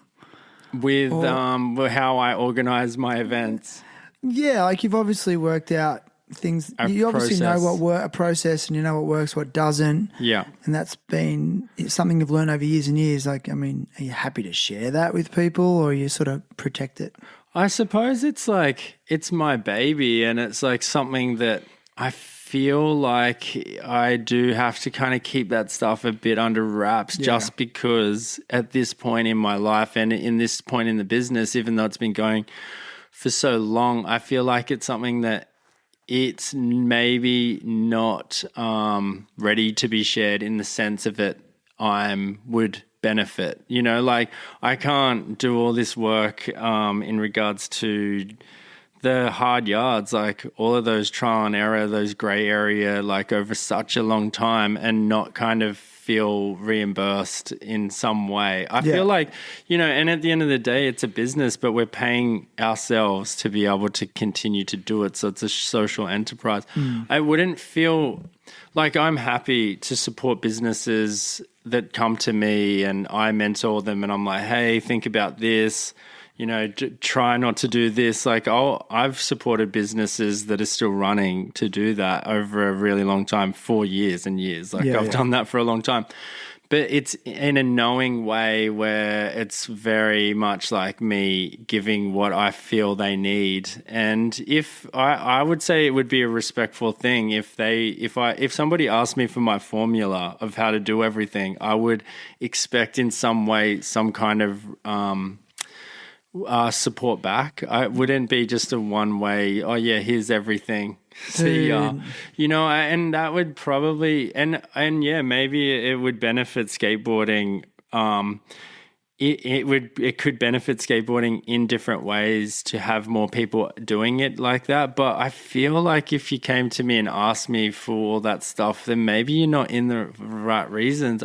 I'd have to assess it. You know what I mean? Like, because like you got to think of it. That makes sense. I'm sure you've had some people swooping in trying to for sure capitalize. Like, how do you deal with those types? Because it's rampant in skate culture. Oh, for sure. And I suppose like just to go back a step, one thing that I've realized is Totem it's come from something like grassroots. We've built something, changed it, evolved it with like just little tiny changes, big changes, like whatever. It's continuously grown. And so we've been through that process the whole time. And I feel like if there's a respectful communication in regards to the history, I feel like it could work. Like, just like giving credit where it's due. Yeah, for sure. I feel like, you know, when you live and breathe something for so long, it feels like it's nearly like, I don't know, a part of the process is to be, you know, to take a bit of credit, for that stuff. Well, just in every other aspect of, you know, business and I guess publishing, whatever, there's like referencing is expected. Yeah. So why would it be any different? But look, I want to quickly ask you about when you won the Young Australian of the Year award. How'd that come about? Oh, or was it you and your brother? Yeah, me and Dave. Dude. I know, what the hell. It was for our local area as well. It wasn't not like it was down at Parliament House like or anything, but it was pretty sick. Like, we sort of helped with it, as I said, when I say we, it's not just me and Dave or whoever. It's a small group of people that helped establish the skate committee and like build awareness around the skate park and like help design it and build it. So that huge process. So we were also at the time, though, working with Skate Australia, doing those events and like, doing a lot in the area. At 17, 18. So, 17, I think, when we got that. And then when there was a grant that came out and it was about like road safety. And so I don't know how it came about, but I think Priscilla, who was one of the mums that was also on the skate committee, she was like, oh, you guys should do this grant. It's like really cool. It's like, get some cash to be able to, deliver an idea. And so that was the first time. I didn't even know what a grant was. But yeah, we applied to do a pamphlet and a video and for it to be funded to use skate parks as rest areas and to try and inspire people to actually pull over at the skate park when they're traveling. So we made a pamphlet and it had a map of New South Wales and it had all the skate parks. Sick. And it said crash at a park, not on the road. And it was like this pamphlet that we made to try and inspire younger people to not drive and have a break at the skate park and have a skate and utilize like the toilets and to break up their drive. And then we made a movie, a short video, which I probably have somewhere, of me and Dave and another mate driving to a festival and crashing the car, which was our old Falcon that we had, and we made it look like we crashed it into this pole, and we used our brother's music, and then we made a second version where we rewinded like what happened, and then it didn't crash, and we were skating in a park, and we're like, we actually made it and then put it and we sort of promoted it or whatever, launched it on the side of a semi-trailer at the skate park. Right. I'm serious. Yeah, so I think we would have been 18 actually, because the skate park was finished and we sort of launched it on the side of a semi at the skate park and like would have had like, Monica Shaw and like Esther and a whole bunch of... Yeah, all that, like they've been coming to Leeton for like, they were coming to Leeton. I'd love to do like a little doco or something to see where everyone's up to and just be like, hey, do you remember all that time in Leeton that you'd spent? So because of that project, because of our work in the community, me and Dave got Young Australian of the Year. And that's like the road safety campaign. Yeah, it was a road safety campaign. That's right, dude. It's pretty random. I suppose what you'll probably find is that, we're just trying. It's random, and it's kind of like I'd see all those little things as like a bit weird and a bit like random, but I'd like to make something from nothing, really. Like it was. See, that's entrepreneurship. Yeah, well, that's right. Like I think that's the trait of an entrepreneur. Yeah, well, I suppose somehow I've like, because after COVID, all of our programs are now free. We started as a skate coaching company. In the first question, and we come back around to it. Shit, Dave. I mean, shit, Nigel. It took that long. Yeah, it did. And 2 hours later, you answered the. Yeah. So we started as I called you Dave. That's so funny. Yeah, sorry. Yeah, it's a compliment. So started as a skate coaching company and then was doing lessons, school programs, doing all that kind of stuff for a few years in Sydney, built a huge team, like we're doing really well. But then COVID hit, so we were like, man, this... Also, when I started Totem, I was working at a pub and I broke my arm. And I had no pub experience. I moved to Redfern and broke my arm. Was working at this pub. I didn't know how to pour a beer. But in Redfern? In Redfern, the Tudor Hall. You skate past it going down there. At the time, yeah, I'd broken my wrist, and I was like, oh my God. And then my partner at the time, she was like, dude, just go and get on the dole and do a TAFE course. And I was like, I can't read properly. What the hell? This is the stupidest idea. And then I actually, because that's how I started Totem. I worked at the pub all the time, and I bought a couple of boards, and then I buy a marquee, and then I'd do overtime, and I'd buy like a portable PA, and then I slowly built equipment up by working at the pub. And I also had another job at the time, resetting a photography studio with Megan Morton in Alexandra. So I was working like 2 jobs and then trying to start Totem, and then broke my wrist. And I think I was doing Totem for like a year or 2, and then broke my wrist, and then slowly building. And then when I went to the TAFE seminar thing the first day, this lady was like, I don't even know how I got there. I was like, I just needed the dole money. And this lady goes, all right, well, firstly, we know everyone learns a bit differently in here. You might be a listener, or you might be a writer, or like, and I was like, and she's like, we're here to support how you learn. And I was like, hang on, there's more than one way to learn? What the hell? I didn't know that. So I was like, oh, okay, cool. Well, let's see how we go.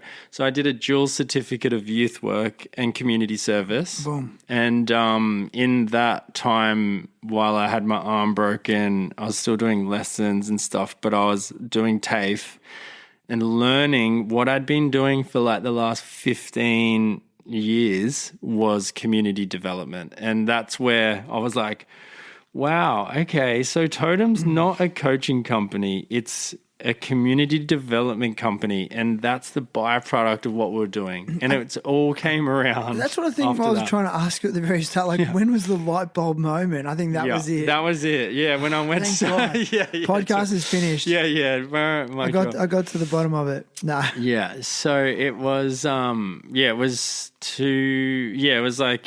I did that, I finished did that. I was like really surprised that I was learning. But I was learning because I was so interested in it. So I actually got, I'll blow some smoke, but I got a excellence award for the dual certificate out of the year. Nice, dude. I know, and I was like, whoa, maybe I'm not as like slow or whatever. Well, obviously through school, I was like, man, I didn't know what I was going to be doing. I was going to be a mechanic or something. I was like so hyped on it. I still work on cars, but anyway.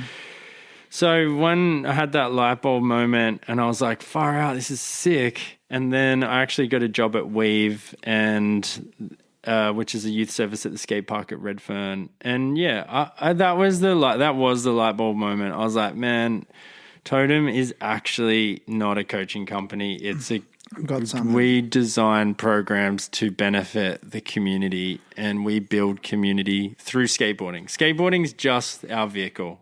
So that was definitely, I was like, man. But after that, it was like another 5 years, we were still doing private lessons and school programs and doing all that. But then COVID hit, and I went, man, we just need to get back to doing this as for what the purpose is, and it's for free for the community. So then we completely dropped all of the private lessons and anything that was paid for the person that was trying to go. So now all of our programs are free for the community. Dude, so special. Thanks. I mean, I know like we're sort of getting to the end of this. It's been over a couple of hours of talking, which is great. Oh, that's a restart, by the way. I know you're looking at that. But what are you laughing at? Oh, it's just so long, but yeah. It's great. Yeah, it's great. I'm happy if you're happy, but I've heard that working with counsellors can be challenging. True or false? True. Okay, let's play a game of true or false. Okay, working with counsellors. I've heard that managing young skateboarders has its challenges. True or false? True. Do I have to elaborate? No. Okay, great. So true. Okay. What's young? Just skateboarders in general. Under 40. Under 40. Under 60. No, just kidding. Yeah. Yeah, no. Yeah, I guess.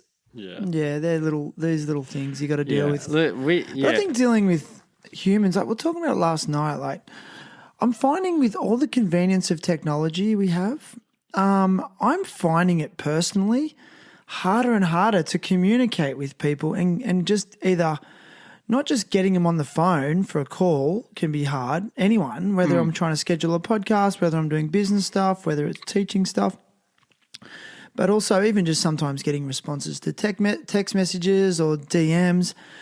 You know, I'm like, we've got more access than we've ever had, but it feels like it's harder than ever. And I just feel like maybe you've had to deal with those aspects as well.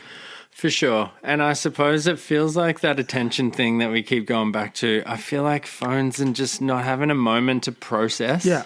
It's like our breaks are Insta check-ins, or for me, emails, or like, you know, check the bank account, or where's this, what, you know, how is it going today? Or like and so like, I feel like it's nearly, you don't have a moment to process. So you feel like you're always on, which means that it's like, and it's also, I feel like our attention is like just being sucked out of us. So yeah, it's hard to feel like you've got the time to be able to manage yourself even. I don't know. And it's hard, like, you know, the younger people, like, it's like maybe us oldies of like, we grew up without a phone pretty much. I didn't have a phone till I was like 20 or something. Same. My first phone, I was like 23. Yeah. But yeah, I don't know. Communication felt easier. It's like, it feels like it's getting harder, even though we've got more access to it. It was just kind of like you ring someone the night before and go, hey, I'm going to meet you here at 9 a.m. Yeah. Then you just turn up there at 9 a.m. And you don't even guess that they're going to not be there. You're like, oh, they'll be here. Yeah. And then they might be late and you'll sort of be like, I'll just wait. Yeah. And then you'll be like, oh, maybe they forgot. For sure. I don't know. Yeah, like I suppose I'm sure there's going to be some good studies about it. There's a good book on Spotify. It's called Thriving. Okay. Yeah. Check it out. Yeah. I suppose, yeah, we'll learn more about it. Anyway, look, winding up, how can you, like, where can you direct people to either support or get involved, or what can people do? Yeah, I suppose, it's a hard question because, not really. Yeah, well, we've got our website. You can see where we're at for our events. Okay. I reckon. So go to an event. You go to an event, suss it out, and see if it might not be everyone's cup of tea. Like, you know, I know there's 100 different types of skaters, and they're core or they're not, or like whatever you want to get out of it. If you feel like you can get something out of it, like, or contribute, just reach out and suss it out, because yeah, we do travel a lot. We do a lot of events. So if there's one extra face that's heard the podcast and gone, hey, I reckon this sounds, or you don't know what we're doing and you're just curious. Can they go to your website? Yeah, they can go to the website, but I don't think the website even tells much about what we do. Go to an event, I know, hang out, and then be like, oh, this is cool. And if you need any, like, I suppose, support, like, because in regards, or you have any more questions, you can just email us at like bookings, and then we'll sort out where it goes from there. Bookings at totemskateboarding.com. Because realistically, I'm here to try and support people to do stuff in their own towns, and just because if it's not Totem run, it doesn't mean that I don't want to contribute in some way. But yeah, just reach out, say hey, follow us on Insta, like that's always helpful, right? Straight to the website. Straight to the web. Websites are kind of like the old, like, it's like retro. Go to the retro. Yeah. It's a retro form of, yeah. You know, like, Old is it, school, am I completely off the mark by saying, hey, let's just go back to websites? No, well, if you've got a whole lot of content that you need to share, then it makes sense, for sure. But is it just an outdated medium? I don't know. Fuck. Well, I don't have any answers. Yeah, neither. I just know that I love sitting, holding space, and learning from legends like you, Nigel. So thanks for your time today. Appreciate it. Thanks for listening and spending your time, and thanks everyone. So good. Nigel Cameron, everybody. You, Totem.